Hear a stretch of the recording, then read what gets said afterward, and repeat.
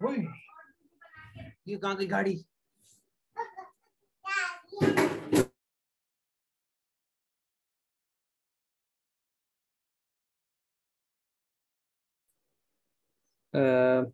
ये हम लोगों को जो पिछली दफ़ा मतलब मिड टर्म से पहले जो हमने कवर किया था वो इनमें चैप्टर 3 तकरीबन मतलब ये 50% किया था।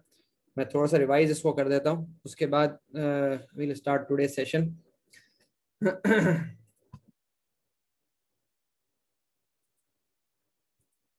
हमारे पास जो कॉन्सेप्ट यहाँ पे था कि हमारे पास डिफरेंट मेथड्स थे जिससे हम जो है ना अपना मॉडलिंग कर रहे थे। उसके अंदर कुछ बेसिक बातें ये थी कि हमारे पास एक चीज़ मॉडल स्ट्रक्चर होता है। इस तरह स्पेसिफिकली इस किताब के अंदर मॉडल स्ट्रक्चर के नाम से ये चीज़ नहीं आई है, लेकिन ये जो मैं मुस्तकिल आपको अभी मैं असाइनमेंट भी प्रोबेबली 2-3 हफ्ते बाद में दूंगा, तो आप करेंगे तो आपको ज़्यादा बेहतर आइडिया हो जाएगा। इससे थोड़ा मिड टर्म में भी आइडिया हो गया होगा। मॉडल स्ट्रक्चर का मतलब ये होता है कि हमारे पास हमारी शेप क्या है। लेट सपोज हम ax² प्लस bx, या हम आप कह रहे हैं y equal to ex aex, हम इसको मॉडल स्ट्रक्चर कहते हैं। और हमारे पास मॉडल पैरामीटर्स जो है ना वो a b और यहाँ पर a, ये मॉडल पैरामीटर्स है। तो ये दो अलग मतलब ये कि चीज़ें हैं। हमारे पास ये जो मेथड्स यहाँ से हमने देखे थे, जो आपके पास एक ली स्क्वायर्स का था, और ये आपके पास चेबीशेव क्राइटेरिया था, और एक और तीसरा आपके पास minimising the sum of absolute deviations. ये तीन आपके पास जो क्राइटेरिया थे वो अप्लाई करते हैं तो बेसिकली हम पैरामीटर्स डिटरमिन कर रहे होते हैं। ये मोस्ट इंपॉर्टेंट बात है यहाँ पे कि हम यहाँ पे मतलब जस्ट टू रिवाइज दिस कि जी हमारे पास मॉडल स्ट्रक्चर जो है ना वो मेरी प्रायर नॉलेज है, या मेरे पास जो है ना मतलब कोई और इन्फॉर्मेशन है, या मेरे पास मतलब उसकी फिजिक्स को मैं अंडरस्टैंड करता हूँ, तो वहां से हम जो है ना स्ट्रक्चर डिटरमिन करते हैं। चैप्टर 4 इस बारे में डिस्कस करता है कि भाई अगर आपको स्ट्रक्चर भी नहीं पता फिर आप क्या करेंगे, ठीक है। लेकिन यहाँ पे चैप्टर 3 में जो मेन फोकस है वो ये है कि आपके पास समहाउ नो द स्ट्रक्चर, और उस पर फिर जो है ना आप जो है ये डिटरमिन कर रहे हैं पैरामीटर की वैल्यूज। तो पैरामीटर की वैल्यूज जो हम डिटरमिन करते हैं, ये जो पैरामीटर्स की वैल्यू हम डिटरमिन करते हैं, इनके ये मेथड्स हैं। तो ये कि इसके अंदर अब मैं मतलब सारे ये तो मिड टर्म से पहले की चीज़ थी, फिटिंग ए स्ट्रेट लाइन आपके पास मतलब ये क्या मेथड था इसके अंदर, मतलब हमारे पास डेटा मौजूद था और हमारे पास एक लाइन को हमारे पास ये डेटा हो गया और एक लाइन को फिट करना था। तो ये कि वी डिड समथिंग, और ये कि वो कुछ फॉर्मूलाज हमने डिराइव किए यहाँ पे, उन फॉर्मूलाज की बेसिस पे फिर हमने जो है मतलब यहाँ पर इस लाइन के पैरामीटर डिटरमिन किया। अब लाइन के पैरामीटर आपके पास यहाँ पर क्या हो गया कि जी line for example y is equal to ax plus b, इसको रिग्रेशन एनालिसिस भी कहते हैं। मतलब आप लोगों ने जिन्होंने स्टेटिस्टिक्स पढ़ी हुई है या कोई एडवांस कोर्सेज, तो ये आपके पास ये जो बेसिकली या अंडरग्रेड का कहीं बास जगह कवर होता है, तो ये रिग्रेशन एनालिसिस भी कहलाता है, ठीक है। तो आपके पास यहाँ पर ये जो मॉडल स्ट्रक्चर है वो स्ट्रेट लाइन है। यहाँ पे model structure is a straight line, model parameters are a and b. तो ए एंड बी मैंने डिटरमिन किए। ये सब मैं रिवाइज इसलिए कर रहा हूँ क्योंकि अभी हम कंपैरिजन करेंगे तो आप लोगों को इसकी बेसिक नॉलेज होनी चाहिए इन बातों की। तो ये स्लोप और वाई इंटरसेप्ट मैंने डिटरमिन किया। फिर उसके आगे जो हमने चीज स्टडी की थी वो फिटिंग है पावर कर्व, कि जी मेरा डेटा जो है ना वो स्ट्रेट लाइन पे फिट ही नहीं होता, उसका तो शेप जो है ना वो पैराबोलिक है या क्यूबिक है या कुछ और है जो आगे आज हम देखेंगे इंशाल्लाह। तो ये है कि वहां पे फिर हम कोई कर्व हम फिट करते हैं, तो कर्व फिटिंग के लिए आपके पास you do this derivation like this, और फिर हमारे पास उसका फॉर्मूला आता है। फिर यहाँ पर डिस्कस हुआ था कि जी आपके पास अच्छा कुछ केसेस मतलब जो हमने एग्जांपल्स के दिए देखे थे यहाँ पे कि डेटा हमारे पास है और हमारे पास ये डेटा गिवन है, और इसमें y इक्वल ax² हमने जो है ना फिट किया मॉडल। हमारे पास जो पैरामीटर की वैल्यू आई, वो पैरामीटर की वैल्यू आई that is something where capital A की कोई वैल्यू यहाँ पे डिटरमिन की गई होगी 3.1869 टू 4 डेसिमल प्लेसेस। ये बेसिकली जो वैल्यू है, तो this is y is equal to 0.31869 x²। तो ये जो मेरे पास, तो ये मेरे पास कैसे आया कि ये डेटा मेरे पास गिवन था और उस पर मैंने फॉर्मूला अप्लाई किया। मैंने स्ट्रक्चर मुझे बताया गया था, बार बार मैं कह रहा हूँ दे, ये उसको हम स्ट्रक्चर कहते हैं, मॉडल स्ट्रक्चर है, ये गिवन है, ये मुझे बताया गया है। ठीक है, based on the prior knowledge. अच्छा, इसके बाद एक और कॉन्सेप्ट हमने डिस्कस किया था ट्रांसफॉर्म लीस्ट स्क्वायर्स का। तो ट्रांसफॉर्म लीस्ट स्क्वायर्स के अंदर क्या था कि सब बातें गुजरी थी कि जी हमारे पास हम डेटा को ट्रांसफॉर्मेशन करते हैं, और जब ट्रांसफॉर्मेशन करते हैं तो हमारे पास यहाँ पे एक्स और वाई एक्सिस के अंदर सिंपल एक्स और वाई नहीं होता, ये फिर एल एन वाई हो जाता है, एल एन एक्स हो जाता है, कुछ और हो जाता है। ये पूरे डिटेल में सब बातें गुजरी थी। और ultimately my data is transform into a straight line, तो फिर मैं स्ट्रेट लाइन इस पर फिट करता हूँ, और ये जो स्टैंडर्ड फॉर्मूलाज हैं वो मैं अप्लाई कर देता हूँ, और मैं स्लोप और वाई इंटरसेप्ट निकालता हूँ। लेकिन यहाँ पे स्लोप और वाई इंटरसेप्ट की इंटरप्रिटेशन बिल्कुल अलग हो जाती है। जैसे यहाँ पर ये y intercept l n alpha है, तो मुझे अल्फा की वैल्यू निकालनी है, तो सीधी बात है मुझे जो है ना वो एंटी लॉग लेना पड़ेगा, और एंटी लॉग लेने के बाद मुझे अल्फा मिलेगा। आपको ये सब अंदाजा है, ये सब गुजर चुका है मिड से पहले। बहरहाल ये कि ये सब वो कॉन्सेप्ट्स थे, मैंने इसलिए रिवाइज करा था क्योंकि अभी जो एकदम बात शुरू होगी वो इनके कंपैरिजन की बात शुरू होगी। तो हमारे पास स्ट्रक्चर गिवन था, हमने पैरामीटर्स डिटरमिन किए थे from the model. This was the last slide, मतलब मिड टर्म से पहले समरी और ये सब कुछ था। अच्छा, अब हम यहाँ पे रिलेटिंग द क्राइटेरिया, अब हम यहाँ पे रिलेट करते हैं, क्योंकि हमारे पास दोबारा मैं बार बार ये बात इसलिए कहता हूँ क्योंकि ताकि आप कंफ्यूज इसमें ना करें। मॉडल स्ट्रक्चर हमारे पास गिवन है, हमें ये डिटरमिन करना है कि हमारे पास कौन सा, अच्छा जो एडवांस, जैसे मेरा पीएचडी है, मतलब ये है कि इंटेलिजेंट कंट्रोल्स में, फजी कंट्रोल्स के अंदर, तो हमारे पास एक एडाप्टिव फजी कंट्रोलर है। तो एडाप्टिव फजी कंट्रोलर के जो पैरामीटर्स हैं उसको अडाप्ट करने के लिए there is a huge number of algorithms, जो आपके पास लर्निंग एल्गोरिथम्स, ट्रेनिंग एल्गोरिथम्स कहलाते हैं, जैसे न्यूरल नेटवर्क्स के अंदर होते हैं कि आपके पास कोई ट्रेनिंग एल्गोरिथम होगा, कोई एडाप्टिव स्कीम होगी जो पैरामीटर्स को अपडेट कर रहा है। तो ये यही चीज फिर हायर लेवल में जाके जो है ना वो एडाप्टिव एल्गोरिथम्स या वो लर्निंग एल्गोरिथम्स बन जाते हैं। यहाँ पे तो बहुत बेसिक है भाई, ली स्क्वायर्स है, चेबिशेव है, या minimizing the sum of absolute deviations है। लेकिन जब हम मतलब ये कि थोड़े से एडवांस कोर्सेज के अंदर तो यही आपके पास लर्निंग स्कीम्स जो होती हैं कि भाई कौन सी मेरी स्कीम जो है ना वो ज़्यादा अच्छा प्रेडिक्शन देती है, ज़्यादा अच्छी मॉडलिंग करती है, या ज़्यादा जो बिहेवियर, इंटेलिजेंट बिहेवियर वो मॉडल भी कर लेती है, और ये कि आपके पास वो फिर प्रेडिक्शन भी उसकी बहुत अच्छी है। तो ये कि ये सब फिर आगे इसी को बिल्डअप करके मतलब वो सब चीज़ें बनती हैं। अच्छा, अब हम रिलेट करें क्राइटेरिया को, तो हमारे पास the geometric interpretation of the three curve fitting criteria help in providing a qualitative description comparing the criteria. तो हम कोई ज्योमेट्रिक इंटरप्रिटेशन अगर हम इसकी सोचें तो उससे शायद हमें फायदा हो। Minimizing the sum of the absolute deviations, आपके पास जितनी भी डेविएशंस हैं उनका सम आपने कर लिया, tends to treat each data point with equal weight and to average the deviations. तो हमारे पास ये चीज क्या, हमारे पास let me make a line, और ये मेरे पास लेट सपोज मॉडल हो गया, मेरे पास लेट सपोज मैं सिर्फ 3 पॉइंट्स लेता हूँ, और ये मेरे पास उसकी डेविएशन हो गई, ये डेविएशन है। Let me call this E1, E2 and E3। तो अगर मैं इसकी बात करता हूँ पहले वाले की, minimising the sum of the absolute deviations, तो I can write this, I write this with yellow कि जी ये आपके पास हो गया E1 mod plus E2 mod plus E3 mod. तो इसको हम जो है ना मिनिमाइज कर रहे हैं। तो बेसिकली यहाँ पर हमारे पास जो चैप्टर 3 के अंदर पहले बात गुजरी है कि हम इसको स्टडी इसलिए नहीं करते क्योंकि आपके पास ये जो ऑप्टिमाइजेशन का प्रॉब्लम बनता है वो इस कोर्स के स्कोप के अंदर नहीं है, वो आपके पास जो है वो नॉन कॉन्वेक्स ऑप्टिमाइजेशन का प्रॉब्लम बनता है, इसलिए इसको न्यूमेरिकली सॉल्व किया जाता है। अच्छा, ये वाला प्रॉब्लम हो गया आपके पास। सेकंड ये है कि आपके पास Chebyshev criterion gives more weight to a single point potentially. अब वो कहता है लेट्स सपोज कि जी जो सेकंड मेथड है, this is the first method, this is the second method, might be there is a third method, ली squares भी ये कहीं लिखा होगा, वो ये लिखा हुआ है, नंबर 3 लिख दिया। तो आपके पास अगर मैं इस डेटा पॉइंट को थोड़ा सा दूर बना दूं, इस डेटा पॉइंट को थोड़ा सा दूर बना दूं, लेट्स सपोज यहाँ पे, और this is the error between my model and the data point. अच्छा, ये क्या आपके पास चेबीशेव क्या करता है, चेबीशेव करता है कि जो मैक्सिमम आपके पास जो इसका एरर है, मतलब ये कि जो एब्सोल्यूट एरर, जो मैक्सिमम एब्सोल्यूट एरर है उसको रिड्यूस करने की कोशिश करता है। जो हमने मेथड देखा, फिर हमने कहा कि चैप्टर 7 के अंदर वो जो सिंप्लेक्स एल्गोरिथम है और लीनियर प्रोग्रामिंग के थ्रू वो सॉल्व होता है। तो ये है कि this is the second criteria कि जी इसके अंदर gives more weight to a single point potentially having a large deviation.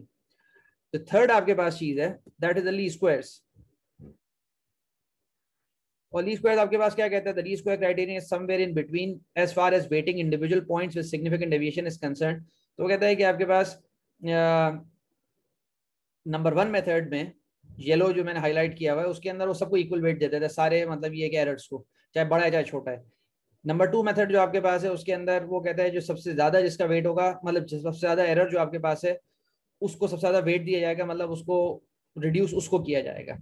और नंबर 3 आपके पास जो चीज है वो कहता है इन दोनों के दरमियान है। इन दोनों के दरमियान का मतलब ये होता है कि जी ली स्क्वायर्स के अंदर जो कॉन्सेप्ट होता है कि वो जो मतलब ये कि बड़े एरर होता है उनको ज्यादा पेनलाइज करता है, जो बड़े एरर होते हैं उनको ज्यादा पेनलाइज करता है, जो छोटे एरर होते हैं उनको इतना ज्यादा पेनलाइज नहीं करता। ठीक है, तो जैसे फॉर एग्जाम्पल अगर आपके पास ये एरर, लेट सपोज मेरे पास, मैं एग्जाम्पल के तौर पर आपको समझाता हूँ, ये 5 का है और ये आगे लेट सपोज 1 का एरर है।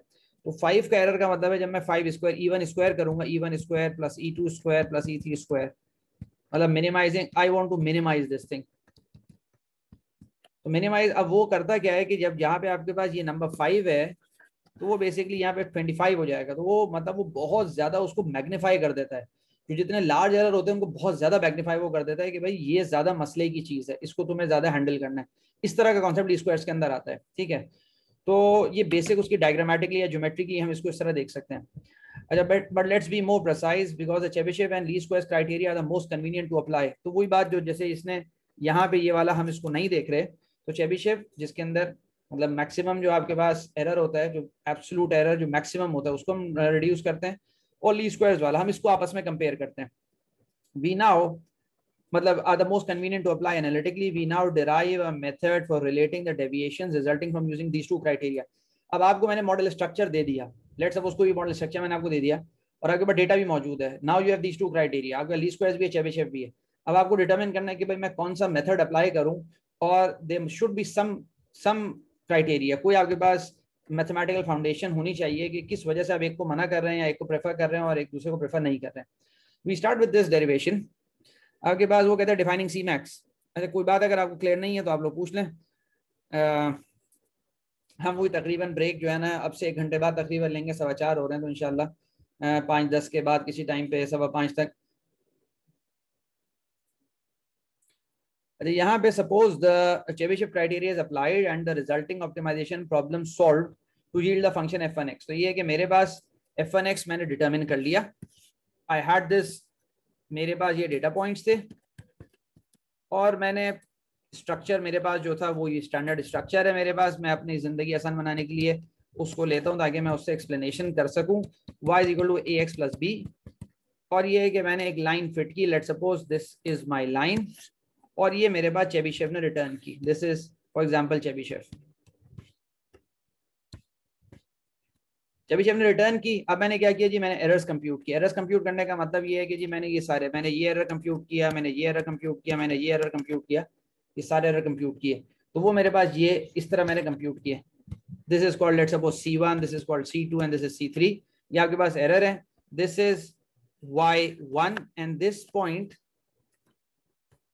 on the line is f1x1 and this point on the line is f1x2 and this मैं ये जानबूझ के इसलिए कर रहा हूँ ताकि बिल्कुल क्लियर आपको आइडिया हो, कोई कंफ्यूजन आपको ना हो। This third point is f1x3। तो आगे बाद f1 का मतलब ये है कि जी f1 मेरे पास वो फंक्शन है which results from Chebyshev, which results after applying Chebyshev criteria। ठीक है, तो मेरे पास ये 3 एरर्स है, मैंने कंप्यूट किया। उसने कहा जो इनका लार्जेस्ट आपके पास जो एरर है ना, नाउ डिफाइन सी मैक्स, वो कहते हैं now define C max as the largest of the absolute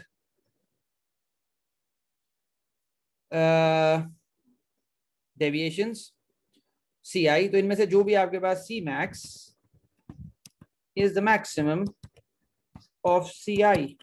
ठीक है, because the parameters of the function f1x वो फंक्शन है जो आपके पास हमें ऑब्टेन किया है after applying Chebyshev criteria determined so as to minimize the value of Cmax।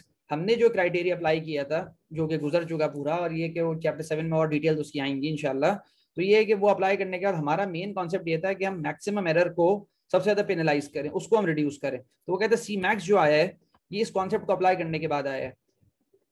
It is the minimal largest absolute deviation obtainable. वो कहता है कि ये आपके पास इससे ज्यादा कम मैं नहीं ऑब्टेन कर सकता। ये Cmax की जो वैल्यू आई है ये अगर मिनिमल लार्जेस्ट है, दिस इज द मिनिमम, ठीक है, इससे ज्यादा मैं कम नहीं जा सकता, और ये वो लार्जेस्ट डेविएशन है, मतलब बाकी सारी डेविएशन इससे कम होंगी। ठीक है, तो दो बिल्कुल अलग बातें हैं।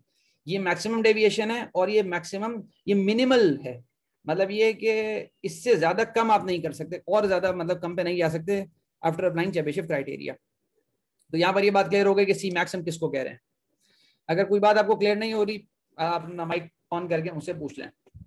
नाउ अब मेरे पास, मैं बात करता हूँ ली स्क्वायर्स की, यही डेटा है, यही मॉडल स्ट्रक्चर है, और मैं अब जो है वो ली स्क्वायर्स अप्लाई करता हूँ। मैंने क्या किया जी, मेरे पास this is X and this is Y, और ये आपके पास वही डेटा पॉइंट्स हो गए, और ये आपके पास एक लाइन हो गई, और आपके पास यहाँ पर ली स्क्वायर्स मैंने अप्लाई किया, और इसको मेरे पास मैं कहता हूँ f2x, ये ली स्क्वायर्स ने रिजल्ट किया, और एग्जैक्टली वही मॉडल स्ट्रक्चर था ax प्लस बी। यहाँ पे अब उसने दोबारा एरर कंप्यूट किए, तो एरर कंप्यूट किए, मेरे पास ये पॉइंट आ गया f2 ऑफ x1, और ये पॉइंट आ गया f2 ऑफ x2, और ये थर्ड पॉइंट आ गया f2 ऑफ x3। ये फंक्शन f2 हो गया, और आपके पास बाकी ये पॉइंट जो हैं this is y1, this is y2 and this is y3। अब इसका उसने सब्ट्रैक्ट किया, उसने कंप्यूट किया उसने, वेट अ मिनट, कोई ठीक है, ठीक है, तो ये सब काम हो गया। उसके बाद मेरे पास यहाँ पे f2 हो गया। नाउ इसको हर एक को एरर को उसने d1 का है, तो मेरे पास ये पहला एरर जो है ना, this error is d1 and this error is d2 and this error is d3। ये तीन एरर्स मेरे पास हो गए, ठीक है। Define d max as the largest of the absolute deviations di। अब वो कहता है ये जो ली स्क्वायर्स जब मैंने अप्लाई किया ना, ली स्क्वायर्स अप्लाई करने के बाद मेरे पास दोबारा मैंने एरर कंप्यूट किया है, क्योंकि ऐसा तो नहीं हो सकता कि मेरे पास मेरी लाइन हर पॉइंट से पास करे, ऐसा नहीं हो सकता, ठीक है। कुछ ना कुछ एरर जरूर होगा, बाज़ जगह एरर जीरो होगा, लेकिन ऐसा नहीं हो सकता ओवरऑल एरर जीरो नहीं हो सकता। तो आपके पास वो एरर्स मेरे पास आ गए, और ये जो di आपके पास है, इनको आपके पास डी मैक्स जो है वो इनका ली स्क्वायर्स अप्लाई करने के बाद उनका मैक्सिमम एरर है, ठीक है। मतलब मैं कहता हूँ D max is maximum of the D eyes, ठीक है। एट दिस पॉइंट, ये बहुत इंपॉर्टेंट बात है, at this point it can only be said that d max is at least as large as c max because the special significance of the latter। वो कहता है कि d max की maximum value जो है ना वो c max तक हो सकती है, d max की मैक्सिमम वैल्यू c max तक हो सकती है, उससे ऊपर नहीं हो सकती, क्योंकि c max आपके पास वो लार्जेस्ट एरर है जो ऑब्टेनेबल था, ठीक है, मतलब मिनिमल लार्जेस्ट एरर है जो ऑब्टेनेबल था। तो कहते हैं d max उसके बराबर हो सकता है। और as previously discussed, however let's attempt to relate d max and c max more precisely। बोलते हैं मैं d max और c max को रिलेट करता हूँ। मैं यहाँ दोबारा बात लिख देता हूँ ताकि ये बात क्लियर हो जाए। d max is the largest error resulting from least squares and c max is the largest error resulting from Chebyshev criteria। ये दो अलग चीजें हैं, ठीक है। वो कहते हैं कि d max मैक्सिमम जो है ना वो आपके पास इससे छोटा होगा या इसके बराबर होगा, ठीक है। The special significance the least square criteria attaches to the di is that the sum of their squares is the smallest such sum obtainable। वो कहता है कि जी ली स्क्वायर्स का कॉन्सेप्ट क्या है, ली स्क्वायर्स कहता है कि जी ये जो अगर पूरा आपके पास जो सम है ना, ये पूरा सम, इससे छोटा स्क्वायर का सम आप नहीं ऑब्टेन कर सकते by using any other criteria. आप ली स्क्वायर्स के अलावा कोई और क्राइटेरिया अप्लाई करें तो आपके पास ये d1 square plus d2 square plus d3 square हमेशा बड़ा होगा। तो वो कहता है कि ये जो आपके पास रिजल्ट किया, अब मुझसे पूछ लेना अगर आप यहाँ पे कंफ्यूज हो, these errors resulted from applying least squares। जो मेरे एरर्स आए बाय अप्लाइंग चेबीशेव क्राइटेरिया वो C1 से CM तक थे, तो अगर मैंने उनको स्क्वायर कर दिया, ये चेबीशेव क्राइटेरिया CC में लिख देता हूँ चेबीशेव क्राइटेरिया, तो ये मेरे पास d1 स्क्वायर से dm स्क्वायर, वो कहता है ये हमेशा उससे छोटा होगा या उसके बराबर होगा। मतलब अगर चेबीशेव बहुत एक्स्ट्रॉर्डिनरी तरीके से अप्लाई हुआ था और ऐसा मीट कर गया जो कि नेक्स्ट टू इम्पॉसिबल है, ये जो इज इक्वल टू का साइन लिखा हुआ है ये सिर्फ और सिर्फ जो है ना, मतलब ये कि ये मैथमेटिकल एक उस बात को रखने के लिए, लेकिन वैसे ऐसा होगा नहीं। जनरली आपके पास d1 स्क्वायर से लेके dm स्क्वायर ये हमेशा छोटे होंगे c1 स्क्वायर से लेके cm स्क्वायर तक। मतलब जो चेबीशेव ने रिजल्ट किया एरर्स, वो उसका स्क्वायर अगर मैं कर लूँ, उनको सम कर लूँ, वो बड़ा होगा हमेशा और इसका छोटा होगा, ठीक है। अब एक इंपॉर्टेंट बात यहाँ पे, वो कहता है कि जी ये मुझे पता है दिस थिंग कि जी C1 C2 all of the C3 they are less than C max। ये बिल्कुल सही बात है कि जो सारे के सारे जो CM थे वो सब के सब जो है ना वो C max का, मतलब इनमें से कोई एक होगा, लेट सपोज मैं समझा देता हूँ आपको, लेट सपोज C2 आपके पास जो है ना वो C max के बराबर था, तो इसका मतलब ये है कि बाकी सारे के सारे जो है ना वो C max से छोटे हैं, कोई एक भी आपके पास सी मैक्स के बराबर होगा, बाकी सारे सी मैक्स से छोटे हैं। तो मैं यहाँ पे लिख सकता हूँ ये चीज कि जी आपके पास सी आई इज लेस देन और इक्वल टू सी मैक्स, कि जी मतलब वो सारे के सारे जो है ना उनमें से कोई एक सी मैक्स के बराबर होगा और बाकी सारे के सारे उससे छोटे होंगे। तो वो क्या करता है यहाँ पे, I can compress this thing, let me right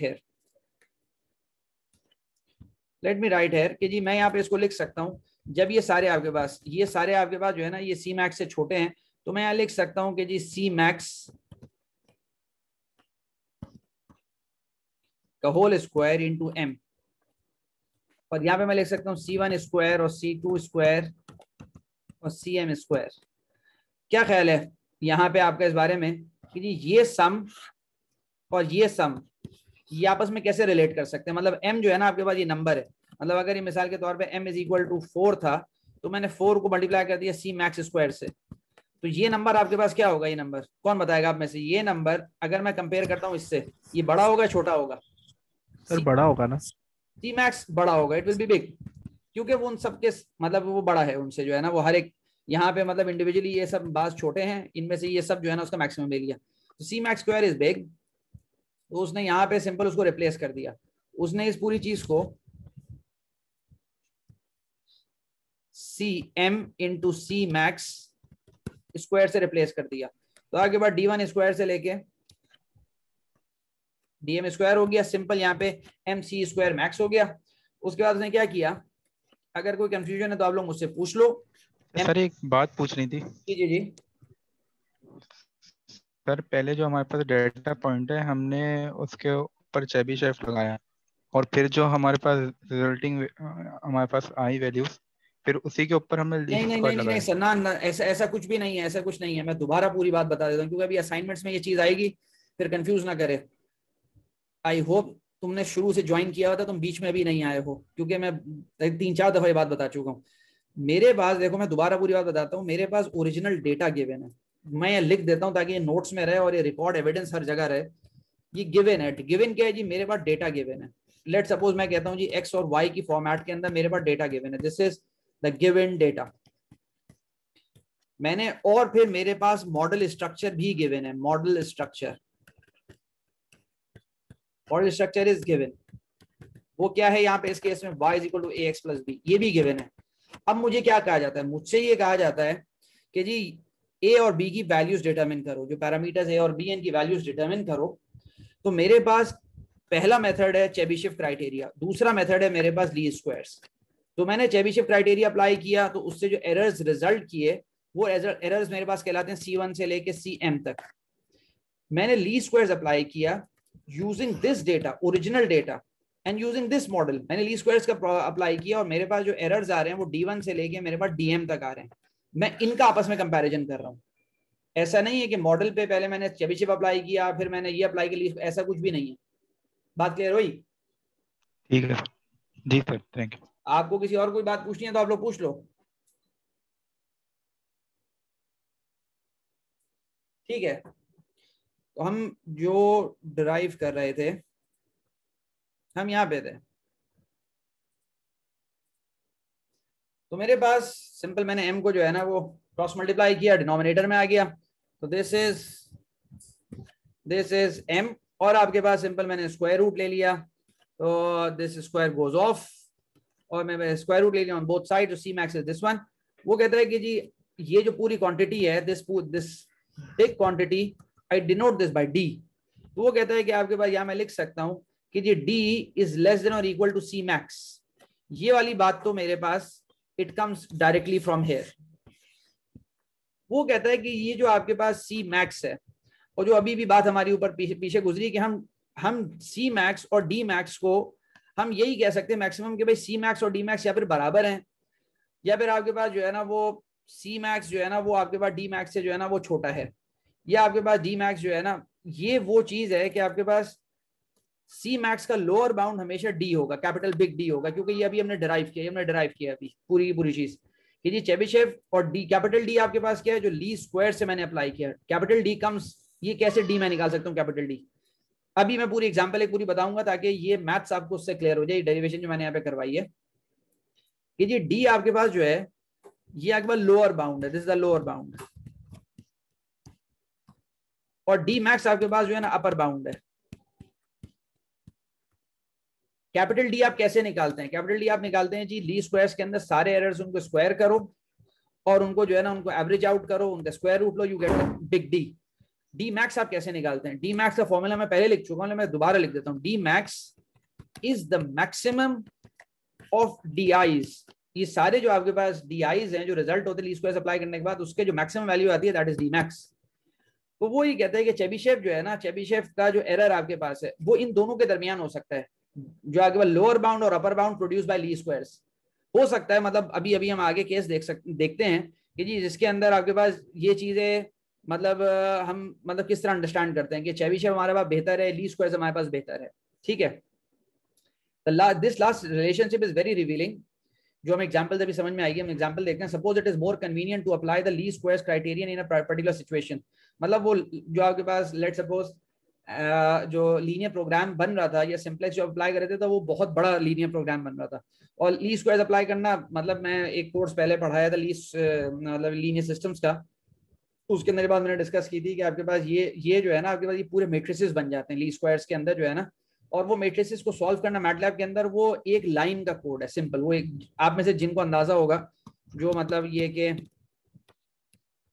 ये this is a simple command in MATLAB to perform least squares. तो जितना भी मुश्किल प्रॉब्लम है, अगर आपको एक इसी तरह एक मैट्रिक्स है, ये इसका एक बिल्कुल वो मतलब नहीं है, मतलब जो यहाँ पे मैंने लिखा था ऐसा कुछ भी नहीं है, बिल्कुल डिफरेंट स्ट्रक्चर होता है। ये मैट्रिसेस से हम सॉल्व करते हैं, उसके अंदर हम सूडो इनवर्सेस निकालते हैं। ये बिल्कुल अलग कॉन्सेप्ट है, मैं बता इसलिए रहा हूँ कि बाज दफा लीस्ट स्क्वायर्स अप्लाई करना it's very very very very simple. ठीक है, तो उसने जब ये बात लिखी है कि suppose it is more convenient to apply the least squares criteria in particular situation but there is concern about the largest absolute deviation C max at result. हो सकता है हम लीस्ट स्क्वायर्स अप्लाई किया और आपकी डेविएशन जो है ना वो ज्यादा है, आपका एरर ज्यादा है as compare to Chebyshev. If we compute D and a lower bound C max is obtained and D max gives an upper bound. Thus, if there is considerable difference between D and D max, the modeler should consider applying the Chebyshev criteria. कहने लगे कि भाई आप एक काम करो, आप ली squares apply करो, ली स्क्वायर्स अप्लाई करने के बाद कैपिटल डी अलग निकालो, स्मॉल डी मैक्स अलग निकालो। दोनों सीधी बात है, इन्हीं से आएंगे, दोनों आगे ली स्क्वायर से आएंगे। जब ये दोनों आप निकाल लो और अगर इन दोनों के दरमियान बहुत ज्यादा डिफरेंस है तो फिर then you should apply Chebyshev criteria, ताकि हो सकता है आपका बेहतर आपको मॉडल मिल जाए। तो ये कंक्लूजन है इस सारी थ्योरी का। We look at this example. ये वाली जो एग्जाम्पल मतलब ये है कि ये मैं फिर पूरी समझाता हूँ आपको पास। अभी तक अगर कोई सवाल है तो आप लोग पूछ लें इस पूरी डेरिवेशन के अंदर।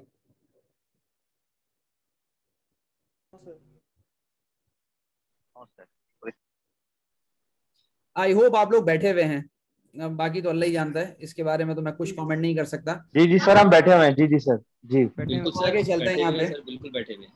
चूजिंग अ बेस्ट मतलब हमारे एक दफा बीच में मैंने क्विज ले लिया था, उससे बड़ा फायदा हो गया था। और ये कि वो मतलब एक दो क्लासेस में मैं बीच में कभी ले लिया करूंगा ताकि ये कि थोड़ी सी लोग जो है ना वो अटेंटिव रहें। अच्छा, चूजिंग अ बेस्ट मॉडल। अब यहाँ पे जो हमने थ्योरी अभी पढ़ी हम इसको यहाँ पे अप्लाई करते हैं। इस एग्जाम्पल को हम देखते हैं। Let's consider the adequacy of the various model of the form. वो कहते हैं जी मेरे पास मॉडल स्ट्रक्चर इज गिवन। मैं बार बार ये बात इसलिए कहता हूँ क्योंकि इसने लफ्ज इस्तेमाल नहीं किया है। Model structure is given. वो क्या स्ट्रक्चर है जी? एक पैराबोलिक है, y इक्वल टू एक क्वाड्रेटिक मॉडल, एक पैराबोलिक मॉडल मैं डेटा पे फिट करना चाह रहा हूँ। जब मैं ये फिट करना चाह रहा हूँ, अब यहाँ पे ये बात समझने की है कि मेरे पास जो क्राइटेरिया अप्लाई हो सकते हैं वो ये भी अप्लाई हो सकता है लीस्ट स्क्वायर्स, वो चेबीशेव भी अप्लाई हो सकता है, और वो और जो मेथड है जो हमने नहीं देखे मतलब वो भी अप्लाई हो सकते हैं। लेकिन हमारा कंपैरिजन इन दो के दरमियान है। अच्छा, इन दो के दरमियान भी आपके पास फर्क ये पड़ता है कि लीस्ट स्क्वायर्स के अंदर भी मेरे पास एक आपके पास डायरेक्ट लीस्ट स्क्वायर्स है, एक मेरे पास ट्रांसफॉर्म लीस्ट स्क्वायर्स है।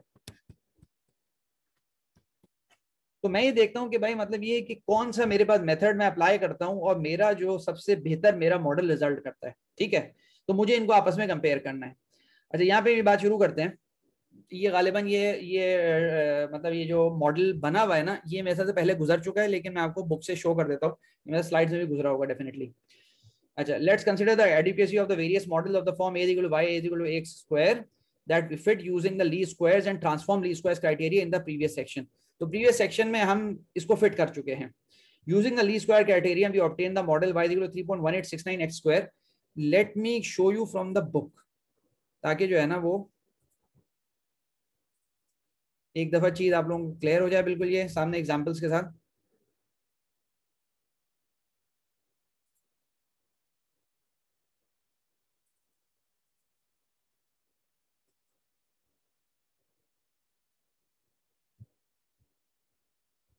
ठीक है, तो हमारे पास ये वाली एग्जांपल है। आई होप आप लोगों को ये सब विजिबल होगा, जो पीडीएफ जो मैं शेयर कर रहा हूँ।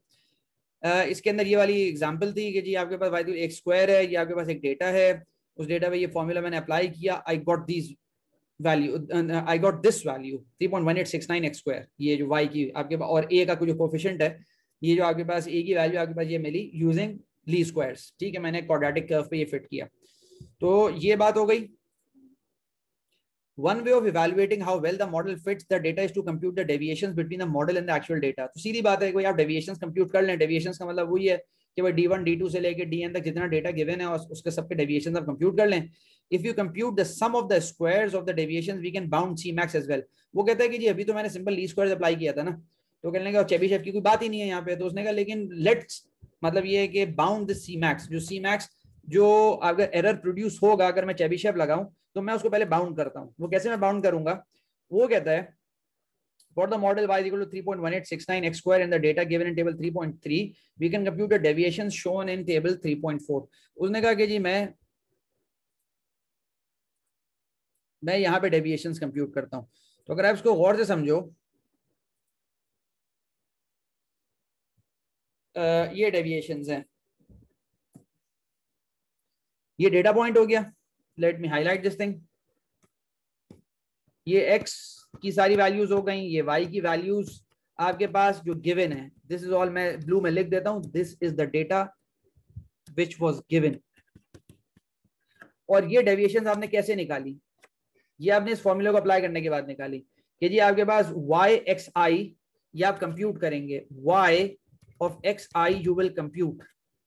वो कैसे आपके पास होगा कि जी आपके पास 0.5 जब इसमें रखेंगे, मैं इसलिए कर रहा हूं क्योंकि बाज दफा बिल्कुल आइडिया नहीं होता, 3.1869 इंटू 0.5 का होल स्क्वायर। तो जो आंसर आपके पास आएगा उस आंसर को, अगर आप में से कोई मुझे आंसर बता सके, क्योंकि मेरे पास कैलकुलेटर भी डायरेक्टली यहाँ पे नहीं है इस तरह जो है ना, मैटलैब भी नहीं खुला हुआ, ठहरो मैं लैपटॉप खोलता हूँ। तो ये आपके पास 0.5 स्क्वायर और टाइम 3.1869 ये मेरे आंसर आया है बाय अप्लाइंग लीस्ट स्क्वायर्स। जब मैं लीस्ट स्क्वायर क्राइटेरिया अप्लाई करके मेरे पास ये मॉडल आ गया, मॉडल पे मैंने जो है ना फिर ये y(xi) निकाला, तो 0.96 मेरे पास जो है ना, ये पता नहीं सही भी निकली है गलत निकली है, इट इज रॉन्ग ना सर 0.79 आ रही है, 0.79 आ रही है। हाँ मैंने गलत निकाली है, 0.79 आ रही है। वो मैंने 0.5 को स्क्वायर करने के बजाय मैंने जो है उसका स्क्वायर रूट ले लिया था। टाइम 796। हाँ मुझे आप बताइए, एक सेकंड ठहरे, मैं गलत बिल्कुल वैल्यू कंप्यूट की मैंने। हाँ 0.79 यही वैल्यू होगी। ठीक है, और जब आपने इसको माइनस किया, मतलब माइनस किया करने का मतलब ये है कि दिस इज 0.7, तो 0.7 minus 0.7967 will give you minus 0.0967। वो ये वैल्यू आपके पास आ गई। तो इस तरह ये नंबर आया है। मैंने इसलिए जानबूझ के कंप्यूट कर दिया ताकि भाई एग्जाम के अंदर आपको कंप्यूट करना पड़ेगा, बाद लोगों को आइडिया नहीं होता भाई ये नंबर एकदम कहां से आ गया, तो इस तरह करके नंबर आया। तो ये सारे नंबर्स मैंने कंप्यूट किए। अब ये बात ध्यान में रखिए कि ये आपके पास डीज हैं। डीज का मतलब है ये D1 हो गया, ये D2 हो गया, ये D3 हो गया, ये D4 हो गया और ये D5 हो गया। ये 5 आपके पास ये डेविएशंस हो गई जो लीस्ट स्क्वायर से प्रोड्यूस हुई। अब मुझे क्या करना है, I have to compute D capital, the big D. ये बिग डी कैसे निकलता है, बिग डी आपके पास निकलेगा स्क्वायर रूट और D1 square plus D2 square plus D5 square over 5। तो ये जो कैपिटल डी मैंने निकाला वो इस तरह करके निकला, दैट इज 0.204714। तो इसका मतलब ये बिग डी की ये वैल्यू है। तो सी मैक्स जो आपके पास है, सी मैक्स उसका लोअर बाउंड जो है ना वो कैपिटल डी होता है। तो वो आपके पास हो गया 0.204714, ये उसका लोअर बाउंड है। इसका अपर बाउंड कैसे निकलेगा, डी मैक्स में कैसे निकालूंगा, क्या ख्याल है? सबसे बड़ा डी ले लेंगे, DI से। सबसे बड़ा डी ले लेंगे, wonderful. D max is the maximum of DIs। तो यहाँ बहुत सिंपल बात है, अगर मैं गौर से देखूं यहाँ पे मेरे पास इन सब में जो मैक्सिमम वैल्यू है, एब्सोल्यूट वैल्यू, वो आपके पास कौन सी है? वो आपके पास ये वाली है, 0.3476। ये एब्सोल्यूट वैल्यू सबसे बड़ी वैल्यू है, एब्सोल्यूट। मैं बार बार लफ्ज यूज कर रहा हूँ, प्लस माइनस हम नहीं देखेंगे। तो ये सबसे बड़ी वैल्यू, एब्सोल्यूट वैल्यू 0.3476 है। तो ये आपके पास डी मैक्स हो गई। तो माई C Max which will result from Chebyshev, जो कि मैंने अभी अप्लाई किया ही नहीं है, लेकिन मैं बाउंड कर रहा हूं अपने आप को। तो सी मैक्स जो है ना, वो now it is bounded between 0.2047 and 0.3476। मैं यहाँ पे रुक जाता हूं, आपने जिसको जो कंफ्यूजन है पूछ लो। मैंने अभी सिर्फ ये बात कही है कि जी ली स्क्वायर्स अप्लाई किया है मैंने एरर्स कंप्यूट किए हैं। तो मेरा बिग डी 0.204714 आया है, बिग डी, और मेरे पास डी मैक्स आपके पास आया 0.3476। सी मैक्स जो कि चेबीशेव मुझे प्रोड्यूस करेगा, अभी मैंने किया नहीं है, वो इन दोनों के दरमियान होगा। हो सकता है सी मैक्स आपके पास जो है वो 3.3476 ही हो, तो मेरे लिए कोई फायदा नहीं है, मेरे लिए दोनों अप्लाई करना बराबर है, मतलब ली स्क्वायर्स और चेबीशेव। लेकिन हो सकता है सी मैक्स आपके पास जो है ना वो 0.2041 हो, 0.204 हो, तो फिर मेरे लिए ज्यादा मतलब अट्रैक्शन ये है कि मैं चेबीशेव अप्लाई करूं, क्योंकि डी मैक्स जो है ना वो तो बहुत बड़ा है ली स्क्वायर्स के अंदर। बहरहाल I stop here, I wait for 1 or 2 minutes। आप लोग गौर से देख लो, अगर बिल्कुल क्लियर आई मूव ऑन।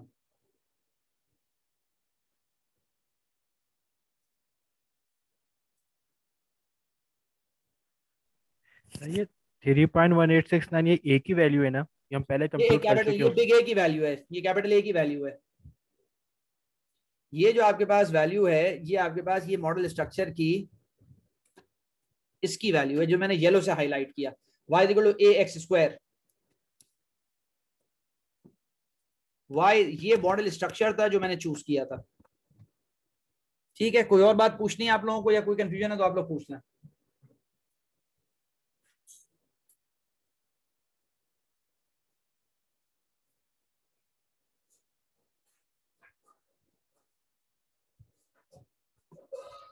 ठीक है, हम आगे चलते हैं। अब यहाँ पे वो कहता है now we move to Chebyshev, कि वो कहता है चेबीशेव अब इस प्रॉब्लम का हम कैसे करेंगे। वो कहता है let's find Cmax because there are 5 data points. The mathematical problem is to minimize the largest of the 5 numbers. यहाँ पे सारा कॉन्सेप्ट ये है कि जी मेरे पास पांच नंबर्स थे, डेटा पॉइंट्स जो गिवन थे वो देवर 5, मतलब ये 5, ये जो ब्लू में हाईलाइट हुए हैं आपके पास सियान कलर के अंदर, तो ये 5 थे। मैंने इसके जो डेविएशन निकलेंगी वो 5 निकलेंगी। तो वो कहता है जी ये स्टैंडर्ड फॉर्मुलेशन आपके पास जो चेबीशेव की होती है वो एब्सोल्यूट डेविएशन मैंने निकाली, calling that largest number R, we want to minimize R subject to R is greater than Ri। मतलब ये मुझे पता है कि जी R मेरे पास मैक्सिमम होगा और वो सबसे बड़ा होगा, बराबर होगा या बड़ा होगा, तो R is greater than or equal to Ri। और फिर आपके पास R is मतलब जो पिछले मैं पूरा डिटेल में समझा चुका था कि आपके पास मैं दोनों तरफ से इसको बाउंड करता हूँ, ठीक है, मतलब पॉजिटिव नेगेटिव दोनों के अंदर। For each I is equal to 1 to 5, क्योंकि ये एब्सोल्यूट डेविएशन जो मैक्सिमम एब्सोल्यूट डेविएशन होती है उसको मैं मिनिमाइज करता हूं, इसलिए प्लस माइनस मैं दोनों कंसीडर करता हूं। ये बात मैं समझा चुका था जब मैं चेबीशेव एक्सप्लेन कर रहा था। डिनोट आवर मॉडल, अब सीधी बात है, मॉडल मेरे पास स्ट्रक्चर गिवन है, ये मैं नहीं चेंज कर सकता। पैराबोलिक या क्वाड्रेटिक जो गिवन था ये गिवन था, अगर क्यूबिक आपको गिवन होगा या कोई आपको एक्सपोनेंशियल गिवन होगा तो आपको या लॉगरिथम तो उस पर काम करना पड़ेगा। Then substitution of the observed data points in table 3.3 into the inequalities R is greater than R1, Ri or R is greater than minus Ri for all these 5 points produce the following linear program. तो ये मेरे पास linear programme आया जिसका structure मैं पहले समझा चुका था कि ये कैसे प्रोड्यूस होता है। R माइनस आर, मैं थोड़ी बात यहाँ पे दोबारा बता देता हूँ, R minus R1 should be greater than equal to 0 और R plus R1 should be greater than equal to 0। What is R1? ये जो आपके पास R1 है, ये जो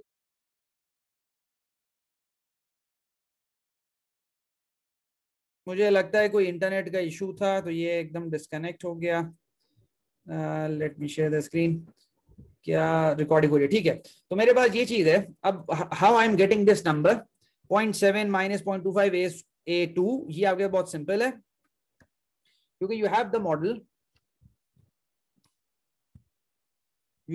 yx। मेरी आवाज आप लोगों को क्लियर है, ऑडियो बेलो में? एक रिकॉर्डिंग, ठीक है, दैट्स फाइन। तो मेरे पास जो है ना y is equal to a2x square. तो मेरे पास जो नंबर्स आ रहे हैं, जो पहला वाला नंबर है, आ रही है आपकी। जी जी, आवाज मेरी आ रही है आप लोगों को?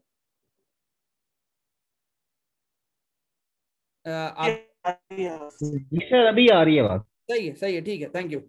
अच्छा, तो ये कि आई थिंक ये कंटिन्यूस कोई अभी जो है ना ये प्रॉब्लम हो रहा है, लेकिन आई कंटिन्यू। यहाँ पे भी पता नहीं ये सब हो गया।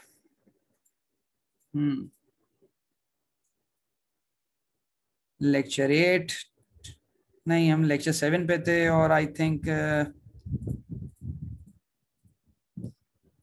चूजिंग द बेस्ट मॉडल यहाँ पे हाँ, ये y equal to a2x square है, और इसके अंदर मेरे पास जो पहला नंबर है दैट इज y की वैल्यू 0.7 है, तो y 0.7 हो गया, ये a2 हो गया, ये 0.5 का स्क्वायर हो गया, this is 0.7 is equal to a2 0.25, और this is 0.7 minus a2 0.25, this is the value of R1। ये मेरे पास रेसिडुअल है, और वो यहाँ पर आएगा, वो अगर आप गौर से देखें वो यहाँ पर आया, इस तरह करके ये बनता है, क्योंकि ताकि ये कि कम से कम आपको आइडिया हो ये लीनियर प्रोग्राम बना कैसे रहे। तो ये लीनियर प्रोग्राम ये मेरा बनता चला गया फॉर 5 डेटा पॉइंट्स। मेरे पास ये पहला डेटा पॉइंट था, ये दूसरा डेटा पॉइंट, तीसरा, चौथा और पांचवा। फिर मैंने लीनियर प्रोग्राम यहाँ पे सॉल्व किया using the sum of the methods, मतलब जो सिंपलेक्स प्रोग्राम आपके पास है। In chapter 7 we show that the solution of the preceding linear program yields r is equal to this one. वो कहता है कि r की वैल्यू ये आती है, और आपके पास r इज सी मैक्स, ये ध्यान में रखिएगा, r इज सी मैक्स मतलब मैक्सिमम एरर, और a2 की वैल्यू आपका 3.17073 आती है। तो वो कहता है कि जी मेरा जो मॉडल बनता है y, मैं इसको चेबीशेव लिख देता हूं ताकि ये आप लोग is equal to 3.17073 X square, ये चेबीशेव ने प्रोड्यूस किया। पहला वाला लीस्ट स्क्वायर्स वाला था, तो 3.18169 वाला जो था, और यहाँ पे जो आपके पास जो एरर आया है, इसका मैक्सिमम एरर जो है, क्योंकि यहाँ पे इसके 5 एरर्स होंगे, C1 से लेके आपके पास C5 तक, या उसको आप R1 से लेके R5 कह दें। तो यहाँ पे जो आपके पास इसका C मैक्स आया है, which is the maximum of Ri is 0.28293, 0.28293। तो वो यहाँ पर ये कहता है कि जी नाउ इफ आई कंपेयर, पहले अच्छा ये टेबल मैं आपको बाद में बताता हूँ यहाँ पे, कि यहाँ पे आपके पास नाउ आई कैन राइट कि जी लीस्ट स्क्वायर्स का आपके पास जो लोअर बाउंड था 0.204714 था, ये चेबीशेव का था, Chebyshev criteria, that comes out to be 0.28293, 0.28293 और 0.3476, ठीक है। तो यहां पे मुझे पता चलता है कि ली स्क्वायर्स के अंदर ये मैक्सिमम एरर आ रहा है, ये मैक्सिमम एरर है ली स्क्वायर्स का, मैक्सिमम एरर, ठीक है। और ये लोअर बाउंड है, ये लोअर बाउंड है, और ये सीसी आपके पास जो है ये आपके पास चेबीशेव, इसका अंदर चेबीशेव अप्लाई करेंगे तो मतलब ये है कि उससे ली स्क्वायर से एरर कम होगा। अच्छा, I will be back in a minute, मेरा जो है ये यूपीएस का थोड़ा सा इशू कर रहा है, एक second.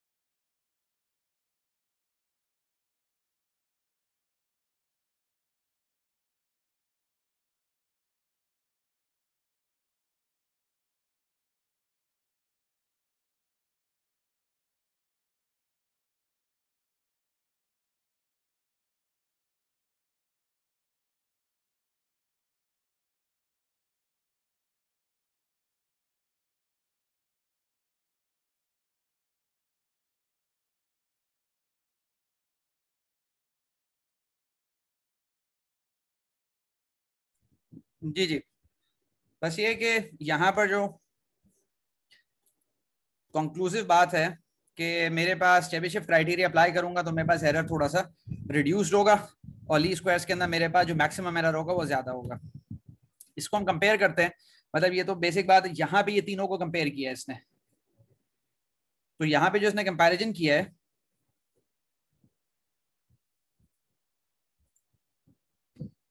Late me right here, ये मेरे पास चेबीशेव क्राइटेरिया है और ये मेरे पास लीस्ट स्क्वायर्स है, ये मेरे पास ट्रांसफॉर्म लीस्ट स्क्वायर्स है। जो इसने अप्लाई करके ट्रांसफॉर्म लीस्ट स्क्वायर्स, ये उसने मॉडल डिटरमिन किया था।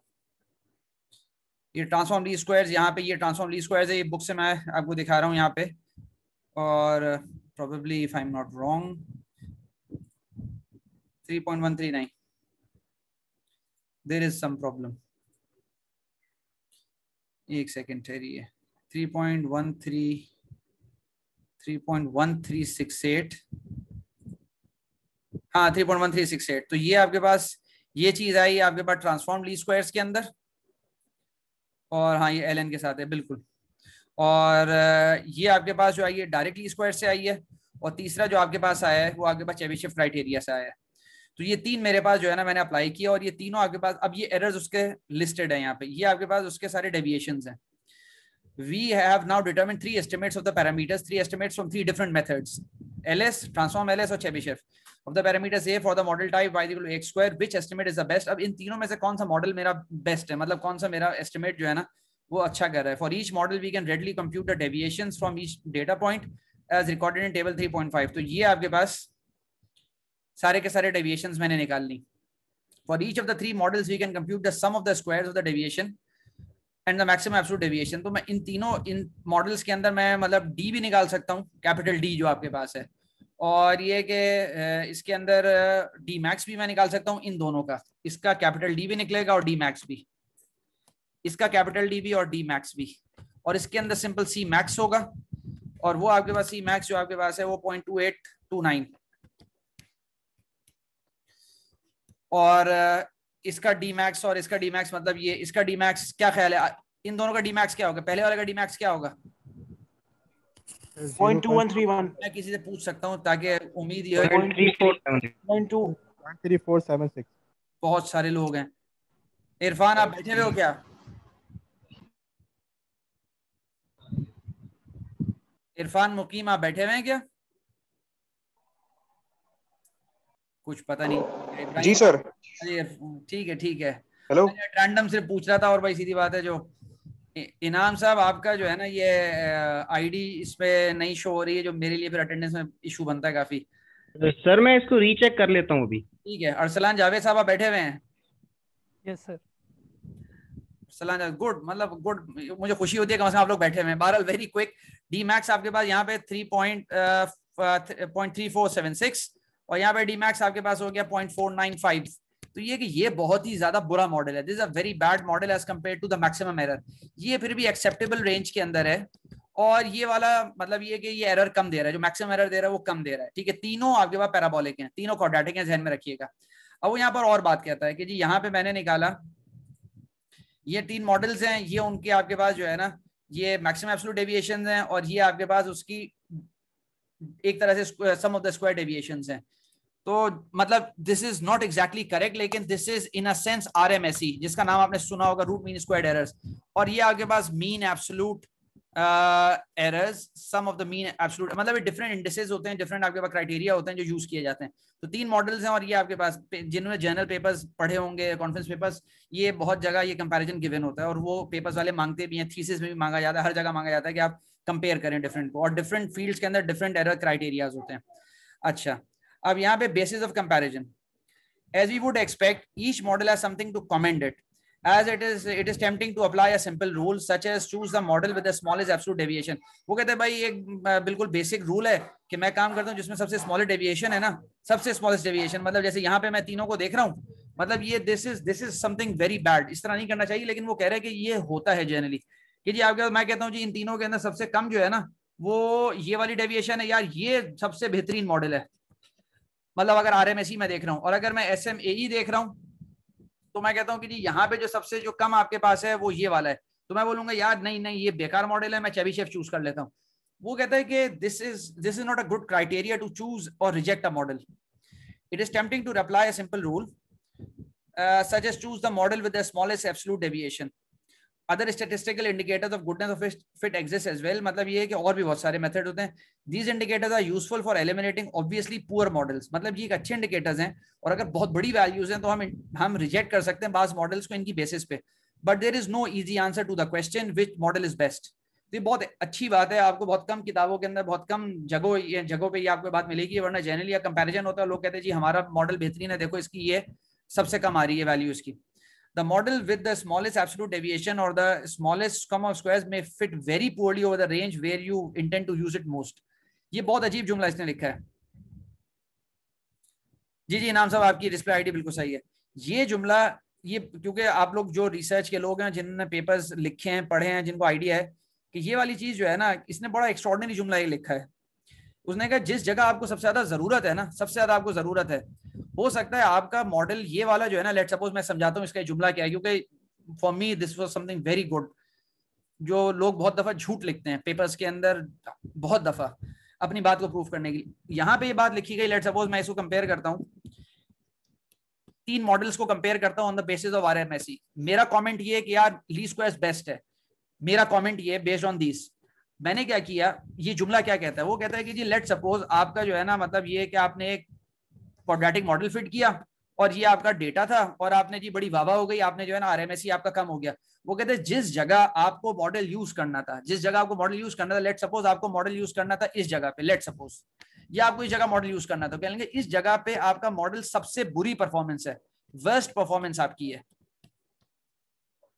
और आपको पता भी नहीं है. आप सिर्फ जो है ना इस गुमान में, because you are assuming that your RMSE was very low, तो आपने कहा यार मैं कहीं भी प्रेडिक्शन करूंगा अच्छी होगी, जबकि वो कहने लगा कि ऐसा नहीं होता है. बाज दफा जिस जगह आप यूज करना चाह रहे होते हैं वहां पे बहुत बुरी प्रेडिक्शंस आती हैं. The model with the smallest absolute deviation और the smallest sum of squares may fit very poorly over the range where you intend to use it most. जिस जगह मुझे कंट्रोलर डिजाइन करना है, जिस जगह मुझे अपना सारी फिल्टरिंग करनी है, वहीं पे सबसे ज्यादा गलत जो है ना, मतलब इसने मॉडल ने मुझे जो है ना रिस्पॉन्ड कर रहा है, गलत मुझे प्रेडिक्शंस दे रहा है और मुझे पता नहीं है इसके बारे में.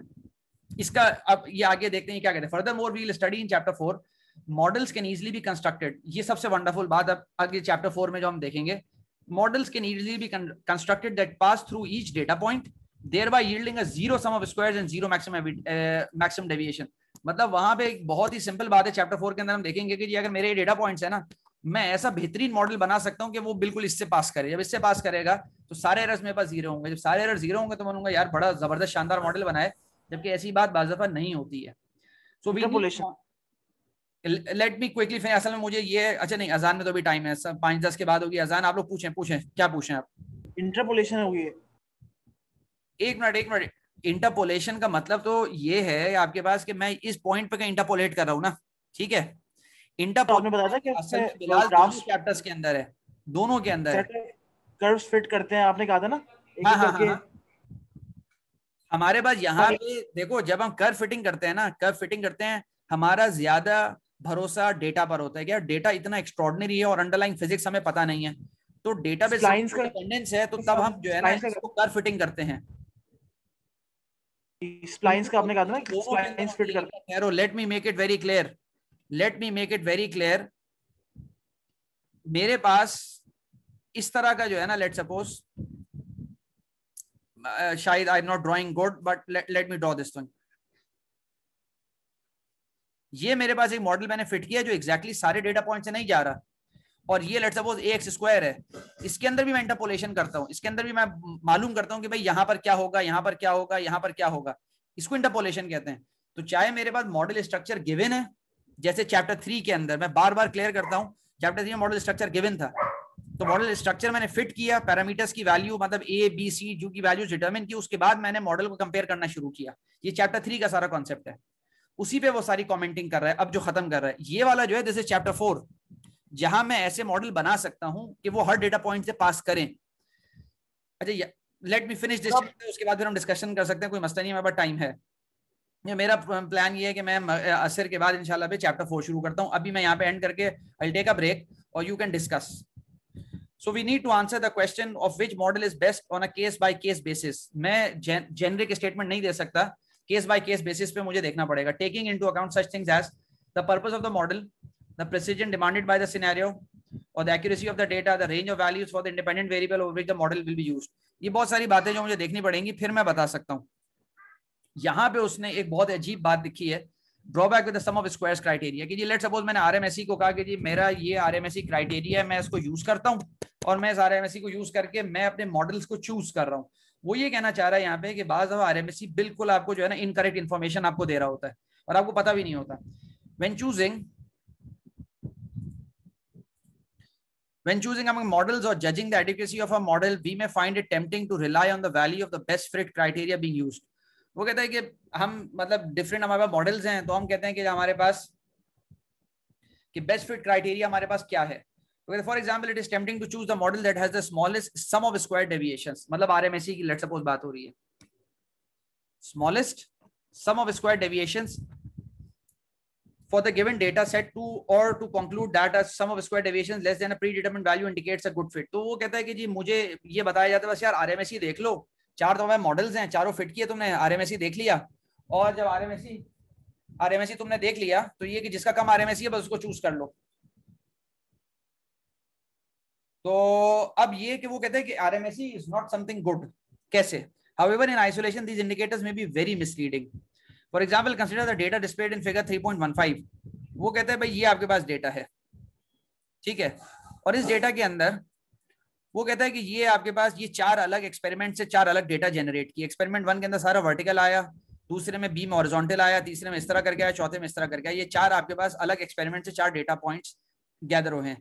For example, consider the data displayed in this. In all of the 4 cases, the model y is equal to x results in exactly the same sum of square deviations.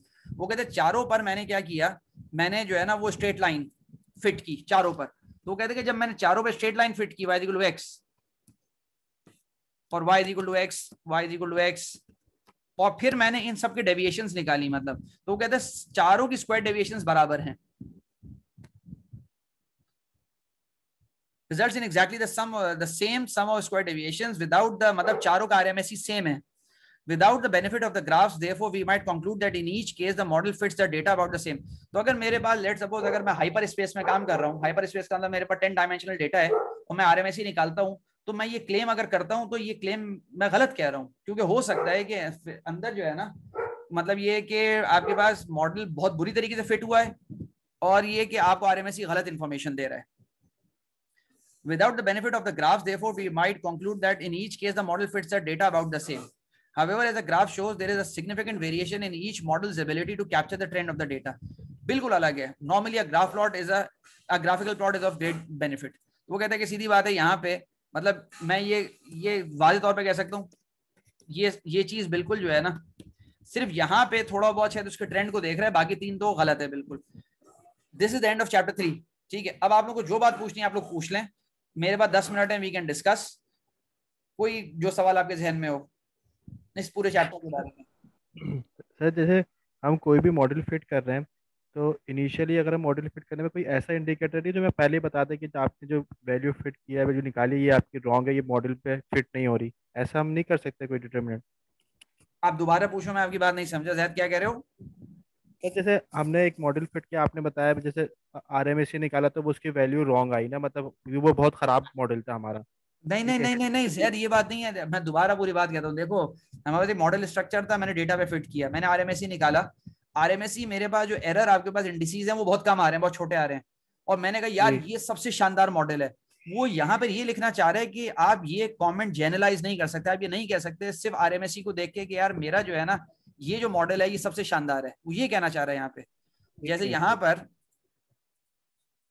एक मिनट ठहरो, इस टेबल के अंदर वो यहाँ पर उसने कहा यार मैं RMSE को अगर कंपेयर करूं तो RMSE सबसे छोटा इसका है ली स्क्वायर्स वाले का, तो मैं बाकी दोनों को रिजेक्ट कर देता हूँ. ट्रांसफॉर्म ली स्क्वायर चेबीशेव को, और मैं बोलता हूँ यार बस इसको रख लो मेरे पास ली स्क्वायर्स को. वो कहते हैं कि बाज दफा आप इस तरह जो चूज करते हैं ना वो ये मिसलीडिंग है, क्योंकि RMSE आपको बाज दफा गलत इंफॉर्मेशन दे रहा होता है, जैसे अभी वाले केस के अंदर उसने बताया. तो ये कहना चाह रहा है कि मुख्तलिफ तरीके से उसको अपने मॉडल को वेरीफाई करना लाजमी है.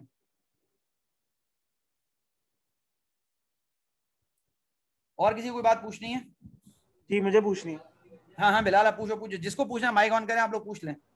हाँ वैसे मेरा बस एक सवाल ये था कि हमने अभी मेरे ख्याल से 2-3 लेक्चर पहले आपने जब मॉडल स्ट्रक्चर पढ़ाना शुरू किया तो आपने कहा था कि मॉडल स्ट्रक्चर की तो एक इक्वेशन फिक्स है ना, जैसे y = ax²। नहीं, बट एक मॉडल दूसरा स्ट्रक्चर आपको देखो, मतलब ये है कि मैंने उस वक्त ये बात कही थी कि मॉडल स्ट्रक्चर चैप्टर 3 के अंदर जो है ना वो आपको गिवन है, आपको बता हाँ दिया गया है, बिल्कुल लेकिन बिल्कुल चैप्टर बिल्कुल 4 के अंदर ऐसा नहीं है। हाँ बिल्कुल। अब उस पर सर आपने एक चीज करवाई थी कि आपने कहा था कि भाई हम लोग स्प्लाइंस की फिटिंग करते हैं, मतलब हमने वो कहा था चैप्टर कि 2 4 है, वो पॉइंट। चैप्टर 4 है। स्प्लाइंस आपके जी पास जो है ना वो चैप्टर 4 का टॉपिक है, उसके अंदर आपके पास in between the data points मेरे पास हाँ हाँ हाँ की इक्वेशन ही चेंज हो जाती है मेरे पास। बिल्कुल बिल्कुल बिल्कुल वो बिल्कुल। अलग कॉन्सेप्ट है, वो अभी मैं जब भी डिस्कस अच्छा नहीं कर अच्छा रहा, वो बिल्कुल अलग बात है। चलिए ठीक है, बस यही पूछना था। Thank you. और कोई बात अगर पूछनी है आप लोगों को? असल में आज मतलब ये है कि बिलाल या मेरा या तहरीम या हम लोग जो कीट में काम करते हैं, हमारा फुल डे वर्किंग होता है। तो आज सुबह मैं 8:30 से यूनिवर्सिटी गया हुआ था, मैं आया तकरीबन 2:30-3 बजे, फिर मैंने लेक्चर प्रिपेयर किया, तो मैं भी अभी काफ़ी एग्जॉस्ट हुआ हूँ। आई टेक दिस ब्रेक, और ये कि मैं असर के बाद इंशाल्लाह भी शुरू करता हूँ, मैं हमारी नमाज 5:30 बजे। लेकिन अभी भी मैं अवेलेबल हूँ अगर आप लोगों को कोई बात पूछनी है, क्योंकि I have time, I have at least 5 more minutes. कोई बात अगर इस पूरे चैप्टर के बारे में पूछनी है तो यू कैन आस्क, और नहीं है तो कोई मसला नहीं है।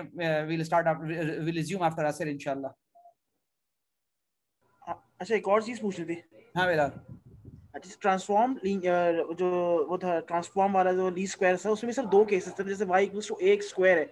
अब उसमें उसने स्क्वायर तो कभी जैसे आखिरी वाले केस में स्क्वायर खुद अज्यूम किया था, उससे पहले वाले केस में उसने जो 2 था वहां पर भी उसने एक अननोन b लिया हुआ था, y हाँ = भाई, ax। पावर कर्व्स है ना, जी पावर जी कर्व्स हैं भाई। वो तो टू तो एक खास एग्जांपल थी भाई। मैं कहता हूँ मेरी जेनेरिक एग्जांपल आपके पास, मैं इस मॉडल को फिट करना चाहता हूँ, या फिर मेरे पास मैं इस मॉडल को फिट करना चाहता हूँ, या फिर मैं चाहता हूँ कि जी मेरे पास AXN फिट हो जाए, या मेरे पास y = मतलब इस तरह करके मॉडल, मेरे पास AEX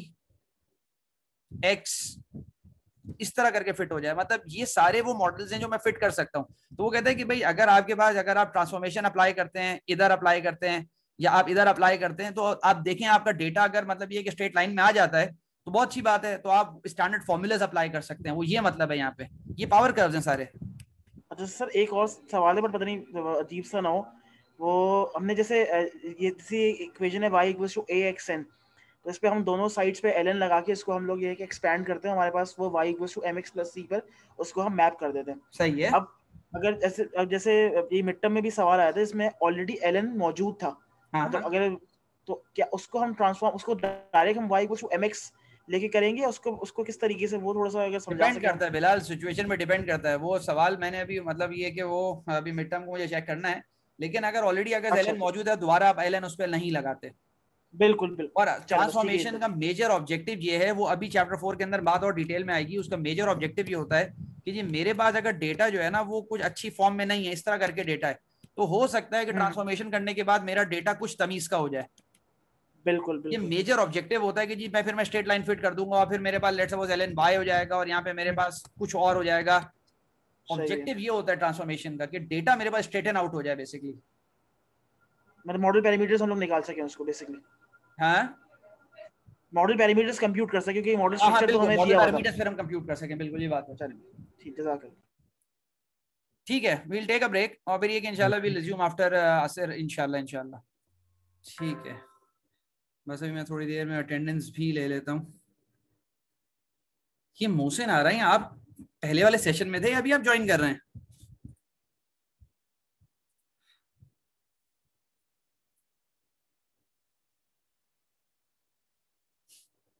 पार्टिसिपेंट्स मेरे हिसाब से मोहसिन, हाँ मोहसिन, ठीक है। But we continue, we start with this next chapter, मतलब नेक्स्ट लेक्चर और नेक्स्ट चैप्टर दोनों ही हो गए। ये हो गया, सब कुछ सही है। ये पेजेस रिमूव करने, तो जैसे डिलीट दीज, ठीक है, बाद में डिलीट कर देंगे। तो यहाँ पे हमारे पास चैप्टर 4, और चैप्टर 4 अगर मैं यहाँ से देखूं, आप लोगों को मेरी आवाज ऑडिबल हूँ मैं, गालिबन हूँगा, रिकॉर्डिंग भी हो रही है। जी सर आ रही है आवाज। ठीक है, गुड। बस मैं वो एक दफा क्रॉस चेक कर रहा था। अच्छा, एक्सपेरिमेंटल मॉडलिंग, ये चैप्टर 4 है, और इसके अंदर जो है ना मतलब जो मेजर टॉपिक, क्योंकि one of the most important topics, मतलब एक तो मॉडल फिटिंग के अंदर लीस्ट स्क्वायर्स था, वो इस चैप्टर 3 में हमने देख लिया, उसके डिफरेंट फॉर्म्स और सब कुछ है, उसको अप्लाई कैसे किया जाता है, उसके रिजल्ट्स डिराइव कैसे किए जाते हैं। और अब जो है वो यहाँ पे जो मोस्ट इंपॉर्टेंट टॉपिक है वो क्यूबिक स्प्लाइंस का है, मतलब वो सबसे आखिरी होगा चैप्टर 4 के अंदर, लेकिन ये कि we build up all these topics, मतलब ये कि पॉलिनोमियल मॉडल्स क्या होते हैं, और फिर अल्टीमेटली हम क्यूबिक स्प्लाइंस पे जाएंगे। क्यूबिक स्प्लाइंस मतलब मैं सिर्फ थोड़ा बहुत इसको, इसलिए मैं पहले भी एक दफा हाईलाइट किया था मैं रोबोटिक्स में काम करता हूँ, और रोबोटिक्स के अंदर एक बहुत इंपॉर्टेंट जो फीचर है वो ये है कि आपके पास पाथ जनरेट करना, ट्रेजेक्ट्रीज जनरेट करना नेविगेशन के अंदर, ये बहुत इंपॉर्टेंट कॉन्सेप्ट है। और खास तौर पे ये कि जब ऑब्स्टेकल अवॉइडेंस करनी है और आपके पास मतलब AI एम्बेड करने हैं, और नेविगेशन स्कीम आपकी जो है वो ऐसी हो कि आपके पास unknown obstacles, dynamic obstacles, moving obstacles, ये सारे मौजूद हैं, और then you have to manoeuvre your flying robot, और ये आपके पास जो भी रोबोट है, तो वहाँ पे जो इंस्टेंटेनियसली पाथ जनरेट हो रहा होता है वो क्यूबिक स्प्लाइंस हम यूज कर रहे होते हैं। ये उसकी एक एग्जांपल है जो हजारों एग्जांपल्स हैं। इसी तरह मेरा एरिया फजी कंट्रोल्स भी है। फजी कंट्रोल्स के अंदर बहुत दफा जब हमारे बहुत कॉम्प्लिकेटेड हमारे पास सिस्टम होता है, तो ये है कि जब हमारे पास, अगर आप में से किसी को फजी का थोड़ा बहुत भी आइडिया हो, तो उसके अंदर एक मॉडल होता है जिसको हम टकाके सुगेनो कहते हैं। तो टकाके सुगेनो के अंदर जो हमारे पास जो कॉन्सिक्वेंट्स होते हैं वो भी बाज़ स्प्लाइन से मॉडल किए जाते हैं। और इसी तरह जो आपके फ्रेंच कर्व्स होते हैं वो सारे के सारे मतलब ये हैं स्प्लाइंस हैं। तो स्प्लाइंस आर समथिंग वंडरफुल, ये बहुत जगह मॉडलिंग में यूज किए जाते हैं। तो ये चैप्टर इस पे बिल्डअप करता है कि मतलब हम अल्टीमेटली स्प्लाइंस की तरफ जा रहे हैं। तो we start with this chapter with this brief introduction. अच्छा, यहाँ पर ये तो एक वेहिकुलर स्टॉपिंग डिस्टेंस का मेरा प्लान था थोड़ा डिस्कस करना, लेकिन ये कि चैप्टर 3 की जो आखिरी की एग्जाम्पल है आप लोग खुद कवर कर लेगा। उसमें कंपैरिजन है मॉडल का, कुछ भी नहीं है उसमें, कोई नया कॉन्सेप्ट नहीं था, इसलिए मैंने कहा कि वो आप लोग खुद देख सकते हैं। सिर्फ उसमें ये कि ये जो वेहिकुलर स्टॉपिंग डिस्टेंस है उसके अंदर आपके पास reaction distance plus braking distance combine together you get the total stopping distance. तो ये वो कॉन्सेप्ट है, और ये आपके पास मॉडल चैप्टर 2 के अंदर उसने डिस्कस किया था, बहुत ही बेसिक मॉडल है। तो आपके पास D 1.1 V plus 0.054 V square, ये उसने पैरामीटर्स जो निकाले, मतलब यहाँ ये जो पैरामीटर है, लेट्स सपोज इसको मैं A और B कह देता हूँ, तो ये उसने यूजिंग दी स्क्वायर्स और डिफरेंट मेथड से निकाले, फिर उसने कंपेयर किया था। तो यहाँ पे लेट्स सपोज मैं कहता हूँ A V plus B V square, तो ये आपके पास हो गया द रिएक्शन डिस्टेंस, और ये आपके पास हो गया द ब्रेकिंग डिस्टेंस। तो ये उसका इंडिविजुअल मॉडल है, फिर उसने कंबाइन किया, वो डिफरेंट मतलब वो थॉरो आपकी स्टडी पढ़ेंगे आपको अंडरस्टैंडिंग डेवलप हो जाएगी। और ये पैरामीटर्स ए और बी वही लीस्ट स्क्वायर चेबीशेव से आपने निकाले। We start with this chapter 4. In chapter 3 we discussed the philosophical differences between curve fitting and interpolation. ठीक है, तो वहां पे उसने ये बात लिखी थी, और कि जी कर्व फिटिंग और इंटरपोलेशन, मतलब ये उसने बहुत अपने लेवल पे इस बुक के लिहाज से उसने क्लासिफाई किया है। जबकि मैं एक बात आपको यहाँ पे इसलिए बता रहा हूँ ताकि आप लोग, क्योंकि जब काम करेंगे मतलब रिसर्च पेपर्स के अंदर और बुक्स के अंदर, तो आपको थोड़ा सा डिफरेंस मिलेगा, क्योंकि मेरी फील्ड है, मुझे अंदाजा है। तो इसलिए हमारे पास ये जो कर्व फिटिंग होती है इसके अंदर भी हम इंटरपोलेशन करते हैं। तो इसने ये जो बात लिखी है ये अपने लिहाज से इसने लिखी है बहरहाल, लेकिन ये कि मुझे इससे थोड़ा सा मतलब ये कि मैं डेविएट करूंगा इसकी बात से, कि अगर हमारे पास कर्व फिटिंग, हम किसको कहते हैं? कर्व फिटिंग हम ये कहते हैं कि लेट्स सपोज मेरे पास ये 3 पॉइंट्स हैं और इस पे कोई क्वाड्रेटिक जो है ना, मतलब 4 पॉइंट्स है, कोई क्वाड्रेटिक मतलब फिट हो ही नहीं सकता इस तरह करके जो है ना, कोई क्वाड्रेटिक या कुछ भी मैं करूं, कोई स्ट्रेट लाइन, कोई चीज इस तरह तमीज से इस पे फिट नहीं हो सकती है। तो मेरे पास एक बहुत अच्छा मेथड है कि जी मैं कहता हूं कि जी मैं एक ऐसा कर्व फिट करूंगा, फिर एक ऐसा कर्व फिट करूंगा, फिर एक और ऐसा कर्व फिट करूंगा, इस तरह करके मैं कर्व फिटिंग करूंगा। This is called curve fitting. जो ऑरेंज में मैंने किया this is called curve fitting. जब मैंने कर्व फिटिंग कर ली तो कर्व फिटिंग के अंदर भी इंटरपोलेशन होती है। कर्व फिटिंग जब हम कर लेते हैं तो उसके बाद भी हम कहते हैं कि जी what is this point. Let's suppose जो आपके पास गिवन है, गिवन आपके पास है x1 और x2 और x3 और x4, ये आपके पास गिवन है। ये आपके पास हो गया y1 हो गया, ये y2 हो गया, ये y3 हो गया, ये y4 हो गया। ये गिवन डेटा पॉइंट्स थे, एक्सपेरिमेंटल आपके पास कहीं से डेटा आपके पास आया। इसके अंदर इंटरपोलेशन, भाई मुझे लेट्स सपोज डिटरमिन करना है what is this x star. तो माय कर्व फिटिंग मतलब ये जो ऑरेंज मॉडल मेरे पास, ये भी मैं इससे इंटरपोलेशन कर सकता हूं और मुझे y स्टार मिल जाएगा। तो ये नहीं होता है कि कर्व फिटिंग के अंदर इंटरपोलेशन नहीं कर सकता है, क्योंकि इस जुमले से ऐसा लग रहा है कि आप कर्व फिटिंग के अंदर इंटरपोलेशन नहीं कर सकते, ऐसा कुछ भी नहीं है। चैप्टर 3 के अंदर जो मेन जो आगे क्रक्स है कि जी मॉडल स्ट्रक्चर गिवन है और मॉडल पैरामीटर्स आप डिटरमिन कर रहे हैं। चैप्टर 4 के अंदर आपके पास वो ये कहता है कि जी मैं मॉडल स्ट्रक्चर ही जो है ना खुद बना रहा हूँ, मुझे जो है ना कोई मॉडल स्ट्रक्चर गिवन नहीं है और मेरा भरोसा डेटा पे बहुत ज्यादा है और मैं मॉडल स्ट्रक्चर बना रहा हूँ। ये कॉन्सेप्ट है यहाँ पे, ठीक है। तो इसलिए मैंने ये पहला जुमला मैंने बता दिया कि भाई इसके अंदर थोड़ी कंफ्यूजन है सेंटेंस के अंदर। ये किताब का सेंटेंस है, मैंने डायरेक्ट कॉपी किया, लेकिन मैंने उसको एक्सप्लेन कर दिया ताकि आप लोग क्लियर हो जाओ। When fitting a curve, the modeler is using some assumptions that select a particular type of model that explains the behavior under observation.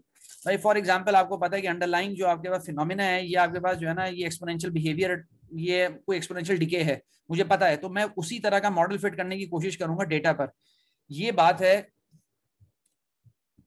Chapter 3 की, जो यहाँ पर ये कह रहा है फिटिंग अ कर्व के अंदर। अच्छा, if collected data then corroborates the reasonableness of those assumptions. तो अगर मेरे पास जो डेटा मैंने कलेक्ट किया और फिर मैंने अपना जो है ना मतलब उसको मतलब वेरीफाई किया, क्रॉस चेक किया अपने मॉडल को, और मैंने देखा कि यार रीजनेबल मेरे पास जो है ना वो ये प्रेडिक्शन कर रहा है, तो मैं मान लूंगा, मैं बोलूंगा यार मेरा मॉडल स्ट्रक्चर सही है और मैं इसके साथ ही मैं अपना मतलब जिंदगी गुजारता हूँ, मेरा सही प्रेडिक्शंस आ रही हैं। The modeler's task is to choose the parameters of the selected curve that best fits the data according to some criteria such as d square. ये चैप्टर 3 की बात थी, ठीक है। In this situation, the modeler expects and willingly accepts some deviations between the fitted model and the collected data to obtain a model explaining the behavior. तो मैं ये बिल्कुल एक्सेप्ट करने पे तैयार हूँ कि जी मेरा जो है ना वो डेटा कुछ इस तरह करके था और मैंने जो मॉडल फिट किया वो कुछ इस तरह करके था और कुछ डेविएशंस है, मैंने कहा यार मैं मान लेता हूँ डेविएशंस, क्योंकि मुझे ये मेरा बहुत अच्छा मॉडल जो है ना मुझे मिल गया है और ये मॉडल मेरा जो है ना मतलब मेरी अंडरलाइंग फिजिक्स को भी जो है ना ये वहां पे बिल्कुल वेरीफाई करता है और अंडरलाइन फिजिक्स भी यही बात कह रही है। तो ये सब चैप्टर 3 की कॉन्सेप्ट हो गया। मैं बार बार इसलिए कहता हूं ताकि मतलब क्लियर डिस्टिंक्शन हो, जो अब हम चैप्टर पढ़ेंगे वो ये नहीं है, वो चैप्टर अलग है। Problem with model fitting, problem with chapter 3 concept कि उसमें क्या मसला आता है। The problem with this approach is that in many cases the modeler is unable to construct a tractable model from that form that satisfactorily explains the behavior. वो मतलब बहुत दफा वो मॉडल स्ट्रक्चर बन ही नहीं पाता। Thus the modeler does not know what kind of curve actually describes the behavior. उसको अंदाजा ही नहीं है कि जी अगर इतना कोई मतलब ये कि डेटा उसके अंदर मतलब ये कि आपके पास इस तरह का कोई डेटा है, मतलब I can't say anything about this data, मतलब कि मैं कोई ऐसा कर्व बना लूं, कुछ ऐसा काम कर लूं जिससे जो है ना वो सब मेरा पूरा फिजिक्स में एक्सप्लेन कर लूं, तो it doesn't exist. Thus the modeler does not know what kind of curve actually describes this behavior. उसको अंदाजा नहीं है। एक दफा मेरे एक साथ एक PNEC यूनिवर्सिटी में मेरे एक दोस्त पढ़ाते थे, उन्होंने PhD किया हुआ था, वो एंटेना में थे, तो मेरी फील्ड नहीं है एंटेना, तो मैं इतना अंडरस्टैंड नहीं करता एंटेना को, तो उनकी कुछ मॉडलिंग का प्रॉब्लम था। एग्जैक्टली इसी तरह का मसला आया था, उनके पास कोई डेटा था और वो डेटा जब उन्होंने मुझे दिया तो मैंने कहा कि भाई इसका मतलब ये है कि स्ट्रक्चर क्या, मॉडल स्ट्रक्चर, वो कहने के कि यही तो मसला है कि हमारा मॉडल स्ट्रक्चर मतलब हमारे पास कोई ऐसी फिजिक्स नहीं है जो इस फिनोमेना को बता सके, तो आप जो है ना ये डेटा लेके फिर इसकी हम मॉडलिंग करें ताकि हम प्रेडिक्शन कर सकें। तो फिर हमने न्यूरल नेटवर्क्स यूज किए थे उसके अंदर। तो ये कि ये इस तरह का प्रॉब्लम होता है एम्पेरिकल मॉडलिंग। अगर अभी तक बात क्लियर है, अगर कोई कंफ्यूजन नहीं है तो वेल एंड गुड, अगर कोई बात पूछनी है तो आप पूछ लो। सर क्लियर है, ठीक है, हम आगे मूव करते हैं। If it is necessary to predict the behaviour nevertheless the modeller में कंडक्ट एक्सपेरिमेंट्स। अगर लेट सपोज हमारे पास एक ब्लैक बॉक्स है जिसको black box modelling, let suppose मैं अपनी तरफ से इसको कह देता हूं कि ब्लैक बॉक्स कि यू डोंट नो कि आपके पास इसकी इनसाइड डायनेमिक्स क्या है, you give some input you get some output. U t दिया आपने, वाईटी जो है ना उसका आपने सारा का सारा जो है ना आपने सेंसर रीडिंग्स नोट डाउन कर ली। The modeler may conduct experiments or otherwise gather data to investigate the behavior of the dependent variables. The dependent variables and dependent variables are for selected values of the independent variables within some range. तो ये है कि आपके पास एक certain range के अंदर, ये मेरे पास लेट सपोज रेंज है, इसके अंदर मैंने जो है ना उसको एक्साइट किया, ये मेरे पास यूटी हो गया, और मेरे पास लेट सपोज मेरे पास जो है ना वो वाईटी कुछ आ गया, दिस इज वाईटी, और मैं अपना मॉडल बिल्डअप करता हूँ इन दिस रीजन, मैं इस रीजन के अंदर मॉडल बिल्डअप करता हूँ। ये भी एक बहुत बड़ी फील्ड है जिसको सिस्टम आइडेंटिफिकेशन कहते हैं। मतलब मेरे साथ एक चाइनीज वो PhD स्टूडेंट, उसका एक बहुत बड़ा मसला ये था कि ये जो आपके पास एक्साइटेशन सिग्नल है जिसको हम पर्टर्बेशन सिग्नल कहते हैं, वो पर्टर्बेशन सिग्नल को डिजाइन करना, ऐसा पर्टर्बेशन सिग्नल मैं इंजेक्ट करूँ अपनी बॉडी के अंदर कि मुझे मैक्सिमम इंफॉर्मेशन यहाँ से मिल जाए for a non linear system. For linear systems इसकी बहुत स्टैंडर्ड थ्योरी है, आप में शायद बाजों को पता हो, बाजों को नहीं पता हो, लेकिन ये कि ये मसला कि जी ये जो आपके पास कह रहे हैं कि जी to get some good data you need some very good input. जो इनपुट मॉडलिंग है ना, ये जो इनपुट मॉडलिंग ये क्या होनी चाहिए, ये भी एक बहुत बड़ी फील्ड है कि आपके पास मैं इनपुट को कैसा डिजाइन करूं कि वो एक्साइट कर ले मैक्सिमम मोड्स को ऑफ माय सिस्टम। ठीक है, in a sense the modeler desires to construct an empirical model based on the collected data rather than select a model based on certain assumptions। तो वो data पे उसका बहुत emphasis होता है और उसकी अपनी बहुत बड़ी टेक्निक्स हैं। फिर in such cases the modeler is strongly influenced by the data। chapter 4 is all about data। मेरा उसमें भरोसा बहुत ज्यादा है कि जी ये मैंने बहुत केयरफुली कलेक्ट किया है और इसके अंदर ये एरोनियस नहीं है। That have been carefully collected and analyzed, he or she seeks a curve that captures the trend of the data to predict in between the data points। अब वही बात हो गई दोबारा जो मैं पहले अभी पिछली स्लाइड में कह रहा था कि जब उसने मॉडल बना लिया तो उसके बाद उसको प्रेडिक्शन करनी है असल में इन between the data points which is called interpolation. तो हमारे पास हम दोनों चैप्टर्स में इंटरपोलेशन कर रहे होते हैं, लेकिन चैप्टर 3 में अलग तरीके का है और चैप्टर 4 में अलग, मतलब ये कि अप्रोच अलग है, फिलॉसफी अलग है बिल्कुल। For example, consider the data shown in figure 4.1a। If the modeler's assumptions lead to the expectation of a quadratic model, तो ये है कि लेट्स सपोज जी मेरे पास जो है ना ये डेटा था और ये है कि मुझे ये पता है कि क्वाड्रेटिक मॉडल कोई y = ax स्क्वायर पे फिट मैं कर सकता हूँ, तो मैं लीस्ट स्क्वायर यूज करके फिर पैरामीटर्स डिटरमिन करूंगा। पैरामीटर मतलब a की वैल्यू डिटरमिन करूंगा। Let's suppose y = 7.89 x square. और मैं कहूंगा भाई मेरा ये कर्व आ गया, अब ये डेटा को फिट करता है नहीं करता, जो कुछ भी है मैं थोड़ी डेविएशन एक्सेप्ट कर लूंगा। मैं बोलूंगा भाई ये मेरे पास ये मॉडल है मेरा। If the modeler's assumptions lead to the expectation of a quadratic model, a parabola will fit the data points as illustrated in 4.1b। However, if the modeler has no reason to expect a particular type of model, उसका कोई reason नहीं है कि भाई parabola होगा, हो सकता है जी आपका डेटा जैसे मेरे रेडास के केस में कुछ इस तरह करके डेटा आ रहा था, वो कुछ इस तरह करके डेटा आ रहा था, तो वो पैराबोला फिट हो ही नहीं सकता था क्योंकि वो ये वाला पार्ट जो है ना ये आपके पास कैप्चर होता ही नहीं है। तो यहाँ पे if the modeler has no reason to expect a particular type of model, a smooth curve may pass through the data points instead as illustrated in figure 4.1c। वो कहता है कि जी मैं ये काम कर सकता हूँ कि जी मैं एक स्मूथ कर्व है वो मैं पास करूं बिटवीन द डेटा पॉइंट्स। ये पाथ अलग है, ये आपके पास कर्व बिल्कुल अलग कर्व है, ये बिल्कुल अलग कर्व है और ये बिल्कुल अलग कर्व। तो ये चार आपके पास जिसको हम पीस वाइज कर्व्स कहते हैं, ये पीस वाइज आपके पास जो है ना ये मैंने स्मूथ कर्व पास कर दिया और मैंने सी बना दिया, मतलब ये आपके पास जो है ना, और मैं सारी प्रेडिक्शंस यहां से कर रहा हूँ।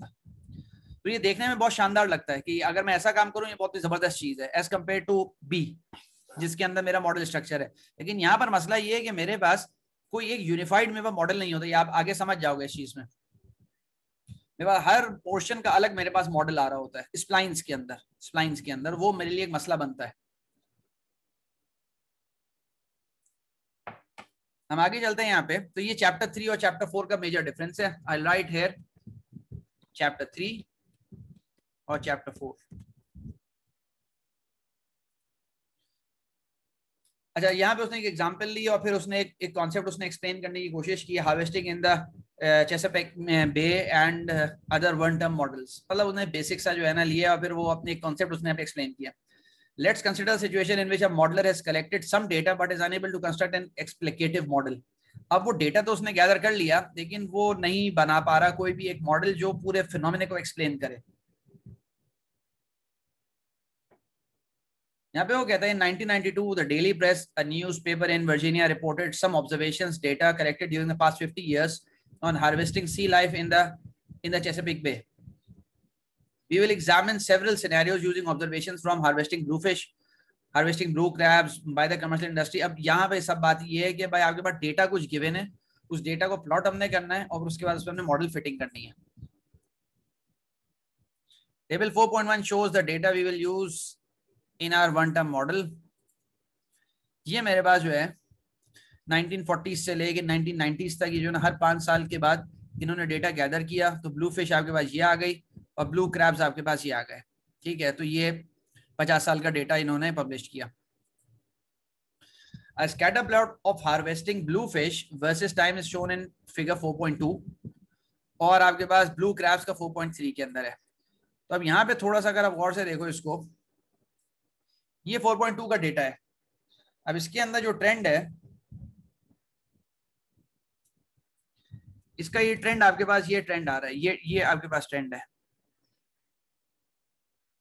ये एक्सपेरिमेंटल डेटा है। और दूसरा आपके पास जो है ना वो आपके पास ये वाला ट्रेंड है। तो आपके पास this is scatter plot of harvesting blue fish, और आपके पास ब्लू क्रैब्स, इन दोनों का ये मेरे पास जो है ना डेटा मेरे पास आ गया। और मेरे पास कोई अंडरलाइंग फिजिक्स मैं बिल्डअप नहीं कर सकता इसकी कि कोई ऐसा नहीं है, कोई सर्किट है या कोई और चीज है, मैकेनिकल सिस्टम है या मैं डायनामिक सिस्टम की मॉडलिंग कर दूं, ऐसा नहीं है। तो ये मेरे पास डेटा गैदर हुआ। Table 4.1 shows the data we'll use in our one term models। तो ये आपके पास ये मॉडल हमने देख लिया, ये डेटा सेट देख लिया। A scatter plot of harvesting bluefish versus time is shown in this one, और figure 4.2 clearly shows a tendency to harvest more bluefish over time, indicating or suggesting the availability of bluefish। A more precise description is not so obvious। वो कहता है कि मैं इसके बारे में ज्यादा तो नहीं कह सकता, लेकिन बस ये कि एक ट्रेंड मेरे पास जो है ना वो इस तरह करके आया है। बाज दफा जो है ना ज्यादा ग्रोथ है, बाज दफा कम ग्रोथ है। और इसी तरह मेरे पास इन 4.3 the tendency is for the increase of harvesting of blue crabs. Again a precise model is not so obvious. मतलब मैं इसका कोई ऐसा प्रिसाइज मॉडल ऐसा नहीं बना सकता जो पूरा सारी टेंडेंसी इसकी जो है ना मतलब मुझे बता दे, इसका ट्रेंड बता दे। Our strategy will be to transform the data of table 4.1। यहाँ पे जो ट्रांसफॉर्मेशन है ये बहुत डिफरेंट तरीके की ट्रांसफॉर्मेशन है एज कम्पेयर टू मतलब चैप्टर 3, जिसके अंदर हमने जो है ना मतलब वो लीस्ट स्क्वायर्स के अंदर ट्रांसफॉर्मेशन यूज कर रहे थे, और वहां पे हम ट्रांसफॉर्मेशन यूज करके हम डेटा को अपने जो है ना वो स्ट्रेट कर रहे थे। कॉन्सेप्ट यहाँ पे भी कमोबेश ऐसा ही है, हम डेटा को किसी तरह स्ट्रेट लाइन की फॉर्म में लाना चाह रहे हैं यहाँ पे भी चैप्टर 4 के अंदर, लेकिन ये ट्रांसफॉर्मेशन सोचली डिफरेंट है। Let me highlight this one. Our strategy will be to transform the data of this one in such a way that the resulting graphs approximates a straight line। तो ये बहुत important चीज कि हम, लेकिन transformation कुछ और है यहाँ पे। But how do we determine the transformation? We will use the ladder of powers of a variable z to help in the selection of the appropriate linearizing transformation। तो हम यहाँ पे पावर्स ऑफ, ये लैडर ऑफ पावर्स को हम देखेंगे कि ये क्या चीज होती है। Ladder of powers, figure 4.4 shows a set of 5 data points xy together with the line y equal to x for x greater than 1। तो मेरे पास फिगर 4.4 ये है, इसको बहुत गौर से हमें देखना है और इस कॉन्सेप्ट को देखना है कि यहाँ पर है क्या।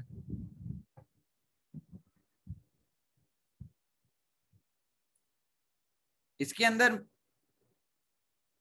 आई स्टार्ट फ्रॉम हेयर, मैं उसको हाईलाइट कर देता हूं।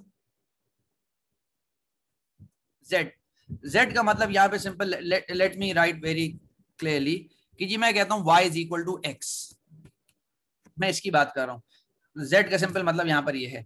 फिर यहाँ पे मेरे पास हो गया अंडर रूट y, फिर मैं कहता हूं यहाँ पे log y 1 over under root y, इस तरह करके ये y स्क्वायर, ये y क्यूब, इस तरह करके ये ऊपर मूव कर रहा है, ये नीचे मूव कर रहा है। ठीक है, यहाँ के पास हो गया 1 over y and then 1 over y square, it goes like this. ठीक है, तो यहाँ पे उसने क्या किया, उसने प्लॉटिंग शुरू की है। अरे यहाँ पर इसमें थोड़ा सा कंफ्यूजिंग इसमें ये बात है पहले तो मैं सिर्फ कुछ बातें समझा देता हूँ। यहाँ पर ये स्ट्रेट लाइन है। सबसे पहले this is the straight line y equal to x है। ये y values replaced by under root y। अगर मैं ये काम करता हूं तो मतलब अगर मैं यहां से नीचे की तरफ मूव करता हूं, मेरे कर्व्स इस तरह बनते चले जाएंगे, ये नीचे की तरफ आएंगे। z पे मेरे पास अंडर रूट z पे ये हो जाएगा, log z पे मेरे पास और इस तरह करके हो जाएगा, फिर 1 ओवर अंडर रूट z पे और आपके पास जो है ना मतलब 1 ओवर y पर आपके पास और नीचे की तरफ कर्व हो जाएगा। तो मतलब ये नीचे की तरफ उसको पुश कर रहे होंगे। अगर मैं रिप्लेस करूंगा, अगर मैं वेरिएबल्स को रिप्लेस करूंगा, मतलब y को अंडर रूट y से, फिर log y से, फिर वो इसी तरह अगर मैं y स्क्वायर कर दूंगा या आपके पास y क्यूब कर दूंगा, लेट सपोज ये y स्क्वायर हो गया मेरे पास, तो y स्क्वायर इस तरह करके होगा, y स्क्वायर और y क्यूब आपके पास ऐसे होगा। तो उसकी टेंडेंसी आपके पास ये होगी, वो ऊपर पुल करने की होगी। इस सब का क्या मतलब बनता है मैं भी समझाता हूं आपको कि हमारे पास ये जो ट्रांसफॉर्मेशन हम अप्लाई करते हैं उसका मेजर रीजन ये होता है कि हमें डेटा को ऊपर पुल करना है या नीचे पुश करना है। ठीक है,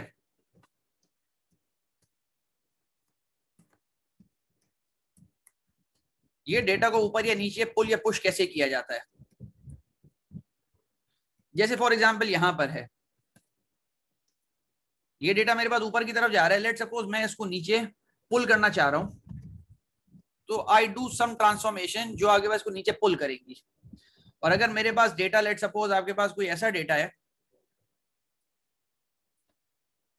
let me go through this, मैं इसको रीड कर देता हूं, ज्यादा बेहतर होगा, क्योंकि यही सब बातें जो मैं बता रहा हूं सब स्लाइड्स में ये लिखी हुई है।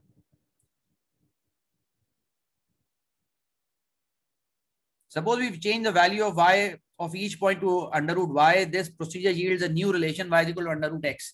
तो y is equal to under root x whose y values are closer together over the domain in the question. तो वो यहाँ पर मैटलैब मैंने प्लॉट किया था, लेकिन शायद मैटलैब खुलने में टाइम लगेगा, कि अगर ये आपके पास है y is equal to x और मैं यहाँ पे मैं प्लॉट करता हूँ y is equal to under root x, मतलब यहाँ पे कॉन्सेप्ट ये है कि x की वैल्यू चेंज नहीं हो रही है, y की चेंज हो रही है। जो इसने यहाँ पे बात लिखी है ना कि y की वैल्यू मेरे पास चेंज हो रही है, सपोज वी चेंज, ये जो बात लिखी था y values to under root y, तो यहाँ पे कॉन्सेप्ट ये है, ये जुमला कंफ्यूजिंग है, इसका मतलब इसका सिंपल यही है कि मैं y की वैल्यूज चेंज कर रहा हूँ, मैं x की वैल्यूज, जो मेरे पास ये x की वैल्यूज है, मैं इनको चेंज नहीं कर रहा। रिमेंबर, ये x की वैल्यूज सेम है, सेम डिस्टेंस पे सेम वैल्यूज है, y की वैल्यू चेंज हो रही है। तो जब मैं अंडर रूट एक्स किया तो इस तरह करके हो जाएगा, जब लॉग करूंगा और नीचे हो जाएगा, और नीचे, तो ये आपके पास नीचे आपके पास जो है ना ये पुश किया जा रहा है। Note that all the y values are reduced but the larger values are reduced more than the smaller values. तो आपके पास ये जो लार्जर वैल्यूज हैं, ये लार्जर वैल्यूज ये ज्यादा नीचे जो है ना आपके पास पुश की गई हैं बनिस्बत इस रीजन के। Changing the y value of each point two log y, तो मतलब फर्दर अगर मैं log में कर दूंगा, कन्वर्ट कर दूंगा as a similar but more pronounced effect, मैं log में करूंगा तो it will be something like this। ये ध्यान में रखना कि यहाँ पर इसने जो लिखा हुआ है इसका नोटेशन का थोड़ा सा मसला है, क्योंकि जिस तरह मैं यहाँ पे अंडर रूट y लिखा था तो ये basically y equal under root x है, मैं x को चेंज नहीं कर रहा, मैं y को चेंज कर रहा हूँ। इस तरह इसने यहाँ पे जो बात लिखी हुई है, तो बेसिकली मैं log x लूंगा, जब मैं log x लूंगा तो दिस इज log x, ठीक है, x चेंज नहीं कर रहा, y चेंज हो रहा है। It's a similar but more pronounced effect, and each additional step down the ladder produces a stronger version of the same effect. तो जितना भी लैडर में मैं नीचे मूव करूंगा, जितना लैडर में मैं नीचे मूव करूंगा, मतलब अंडर रूट z हो गया, फिर log z, फिर 1 अंडर रूट z, ये नीचे की तरफ उसको पुल कर रहा होगा, ये नीचे की तरफ उसको पुल कर रहा होगा और वो स्ट्रॉन्गर मतलब उसका इफेक्ट होगा। We started in figure 4.4 in the simplest way with the linear function, however this was only for convenience। वो सिर्फ समझाने के लिए कॉन्सेप्ट था कि जी आपके पास जो है अगर y इक्वल टू x है, उससे कंपैरिजन के लिए अंडर रूट इस तरह करके हो जाएगा, log उससे नीचे हो जाएगा और 1 ओवर और उससे नीचे हो जाएगा। If you take a concave up function, वो कहता है कि अगर मैंने ये वाला फंक्शन लिया तो कहते हैं इसको अगर मुझे डेटा को, मतलब डेटा मेरे पास इस तरह करके है, डेटा इस तरह करके है और मैं चाहता हूं इसको डेटा को थोड़ा सा स्ट्रेटन आउट कर दूं, तो मैं इसको क्या करूंगा, मैं इसको नीचे की तरफ जो है ना यहाँ पे पुश करूंगा। जब नीचे की तरफ पुश करूंगा तो मेरा डेटा, ये सब प्लॉटिंग पे डिपेंड करता है, जब आप प्लॉट करोगे मैटलैब में तब आपको अंदाजा होगा। जब मैंने ट्रांसफॉर्मेशन अप्लाई की तो मेरा डेटा हो सकता है कि मेरा डेटा कुछ इस तरह करके हो जाए, कुछ डेटा मेरा जो है ना पहले ऐसे था, उसके बाद मेरा थोड़ा सा जो है ना वो स्ट्रेट लाइन की फॉर्म में आ जाए, ताकि मैं अपना जो है ना वो स्ट्रेट लाइन वाला जो है ना कॉन्सेप्ट उस पर अप्लाई कर सकूं। Then some transformation in the ladder below y, changing the y values to under root y or log y, or a more drastic change squeezes the right hand tail downward and increase the likelihood of generating a new function more linear than the original। हो सकता है कि ये green might be converted into this one, ये जो concave up था और मैंने down the ladder अप्लाई किया तो मेरा इस तरह करके हो गया। Which transformation should be used is a matter of trial and error and experience। मतलब ये ऐसा कोई इसका कोई जेनरिक रूल नहीं है, मतलब it all depends कि भाई आपका कितना एक्सपीरियंस है इसके अंदर मॉडलिंग के अंदर। Another possibility is to stretch the right hand tail to the right, try changing the x values to x square, x cube, y। वो कहता है कि जी जो आपके पास जो up the ladder, if I move up the ladder, तो आपके पास क्या होगा, वो इफेक्ट आपके पास जो है वो इसको ऊपर पुल करने के इक्विवेलेंट है। It goes like this। तो डेटा अगर मेरे पास मतलब ये कि कॉन्केव डाउन है तो फिर मैं उसको जो है ना मतलब ये ट्रांसफॉर्मेशन अप्लाई करके मैं डेटा को स्ट्रेटन आउट कर सकता हूं। Another, although replacing z by 1 over z or 1 over z square, and so on may sometimes have a desirable effect. Such replacements also have an undesirable one. An increasing function is converted into a decreasing function. अच्छा, ये बात तो clear होगी, मैं आपको समझा दी कि आपके पास का क्या मतलब बनता है कि आपके पास वो अप का जो मतलब ये एक्स क्यूब हो गया और ये एक्स स्क्वायर हो गया, ठीक है। हमारे पास डेटा गिवन है और डेटा पे हमने ट्रांसफॉर्मेशन अप्लाई करके हमारा मेन ऑब्जेक्टिव ये है कि भाई इसको स्ट्रेट लाइन में ले आए। As a result, when using the transformation in the ladders of power below log z, वो कहता है कि सबसे बड़ा अनडिजायरेबल इफेक्ट क्या होता है, आपके पास वो इंक्रीजिंग फंक्शन जो है ना डिक्रीजिंग में कन्वर्ट हो जाता है। इसका क्या मतलब है? मतलब ये कि इंक्रीजिंग फंक्शन ये होता है आपके पास कि जी x मेरे पास इंक्रीज कर रहा है तो y भी इंक्रीज कर रहा है, लेकिन कहने लगे अगर आप log z से नीचे की तरफ जाएंगे ना तो होता ही है कि बाद में ट्रांसफॉर्मेशन को इतना बुरी तरह पुल कर रही होती है कि वो इस तरह करके हो जाता है। तो ये डिक्रीजिंग फंक्शन है कि जी x is increasing and y is decreasing. तो देयर इज दिस इफेक्ट, अगर आप log z से नीचे की तरफ जाएं, डेटा को स्ट्रेटन आउट आप कर रहे हैं, लेकिन उसका रिवर्स इंपैक्ट ये होता है कि वो डेटा ऑपोजिट डायरेक्शन में मूव करना शुरू कर देता है। As a result, when using the transformation in the ladder of powers below log z, data analysts generally use a negative sign to keep the transformation data in the same order as the original data. वो negative sign use किया जाता है, negative sign इसलिए use किया जाता है ताकि वो उसका अपवर्ड ट्रेंड ही रहे, डाउनवर्ड ट्रेंड ना बन जाए। Table 4.2 shows the ladder of transformation as it is generally used, तो इस तरह करके हम यूज करते हैं इसको। नाउ अब यहां पर हार्वेस्टिंग ब्लू फिश, तो यहां पर ये बात कहता है कि जी मेरे पास डेटा था और अब मैं जो है ना इस पे जो है मैं कोई मॉडल फिट करना चाहता हूं। आई होप यहां तक बात क्लियर है। Recall from the scatter plot in figure 4.2, तो मेरे पास फिगर 4.2 पे मैं जाता हूं। मेरे पास दो चीजों की नॉलेज है। मेरे पास ये डेटा जो है ना आपके पास ये अप है, मुझे इसको नीचे पुल करना है, मुझे इसको नीचे जो है ना नीचे यहाँ पे मुझे जो है ना इसको किसी तरह लेकर आना है ताकि मेरा डेटा जो है ना वो स्ट्रेट लाइन की फॉर्मेट के अंदर जो है ना वो कुछ ना कुछ आ सके, कुछ ना कुछ। अगर मैं किसी तरह इसको नीचे पुल कर लूंगा तो मेरा हो सकता है डेटा कुछ स्ट्रेट लाइन की फॉर्म में मेरे पास डेटा आ जाए। ये 4.2 स्कैटर प्लॉट है और ब्लू फिश का।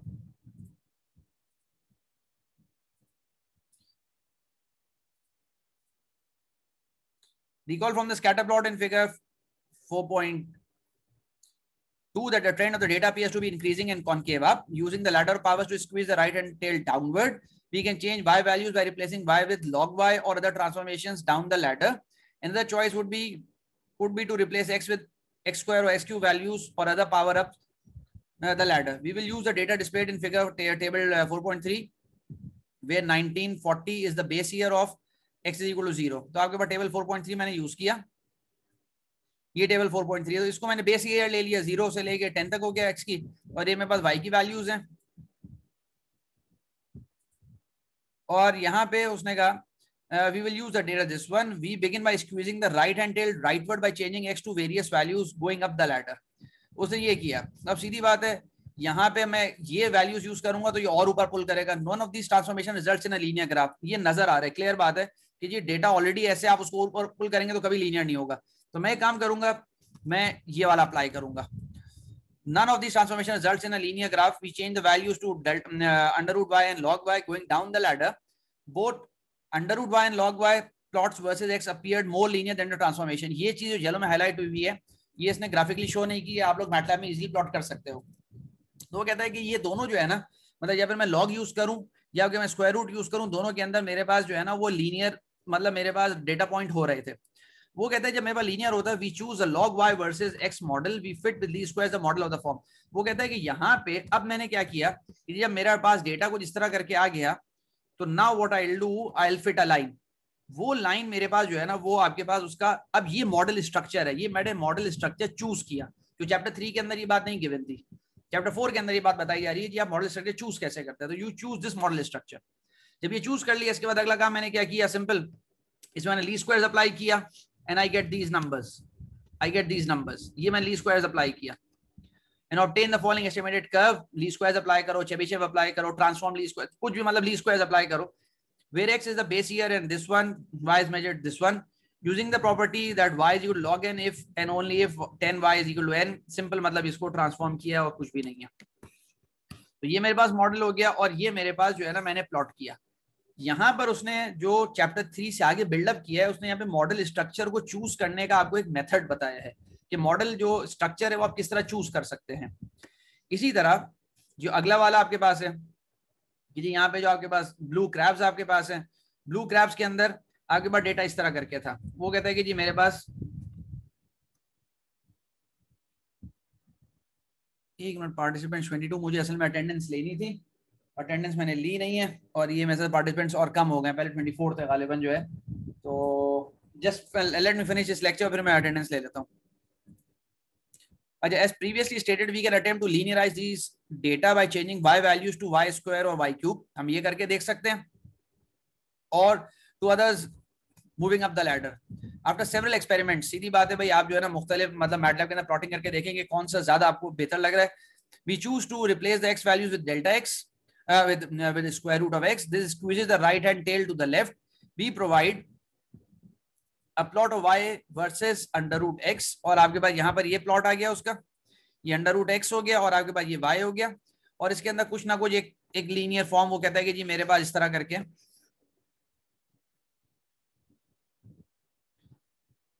अच्छा, we provide a plot of this one in, we superimpose a line of this y equal to under root x। तो मैं एक लाइन यहाँ पे जो है ना, ये लाइन है और इस लाइन का मॉडल स्ट्रक्चर आपके पास हो गया k अंडर रूट x। तो ये स्ट्रक्चर, मॉडल स्ट्रक्चर मेरे पास आ गया, और फिर मैं वही लीस्ट स्क्वायर्स यूज करूंगा और फिर मैं k की वैल्यू डिटरमिन कर लूंगा। ये मेरे पास लीस्ट स्क्वायर से आया। उसके बाद मैंने जब एक्चुअल डेटा को प्लॉट किया तो actual is this one. This is the end of lecture for today. आप लोगों को कोई बात इसमें पूछनी है तो आप लोग पूछ लो। मैं एक बार जरा फोन अपना लूं और मैं अटेंडेंस ले लूं, उसके बाद फिर आप लोग डिस्कस कर लो, कोई मसला नहीं।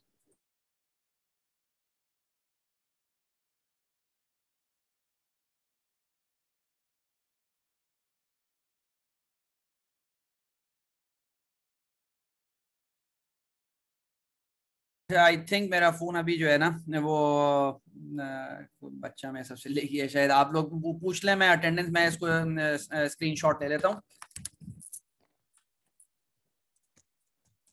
तो मैं इसको वहां पे पेस्ट कर दूंगा।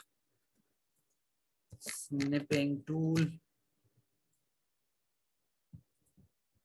Very strange.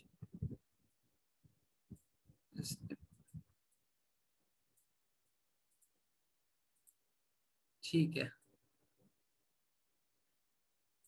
तो ये इरफान तक आ गया।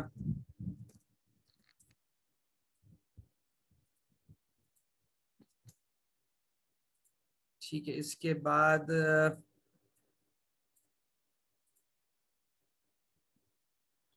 जस्ट अ मिनट, न्यू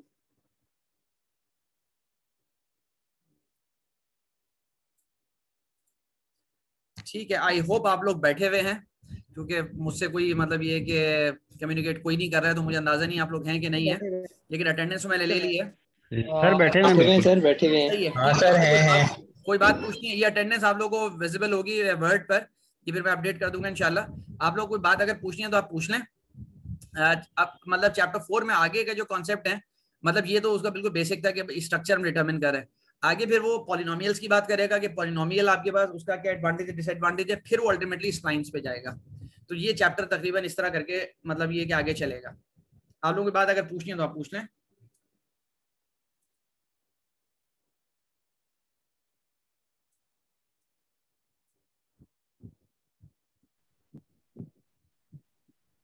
ठीक है, अगर कोई ऐसी इंपॉर्टेंट चीज नहीं है, ठीक है, अगर कोई ऐसी इंपॉर्टेंट चीज नहीं है तो चलो ओके, ठीक है। थैंक यू, अस्सलाम वालेकुम, अस्सलाम वालेकुम। ठीक है, थैंक यू, अस्सलाम वालेकुम।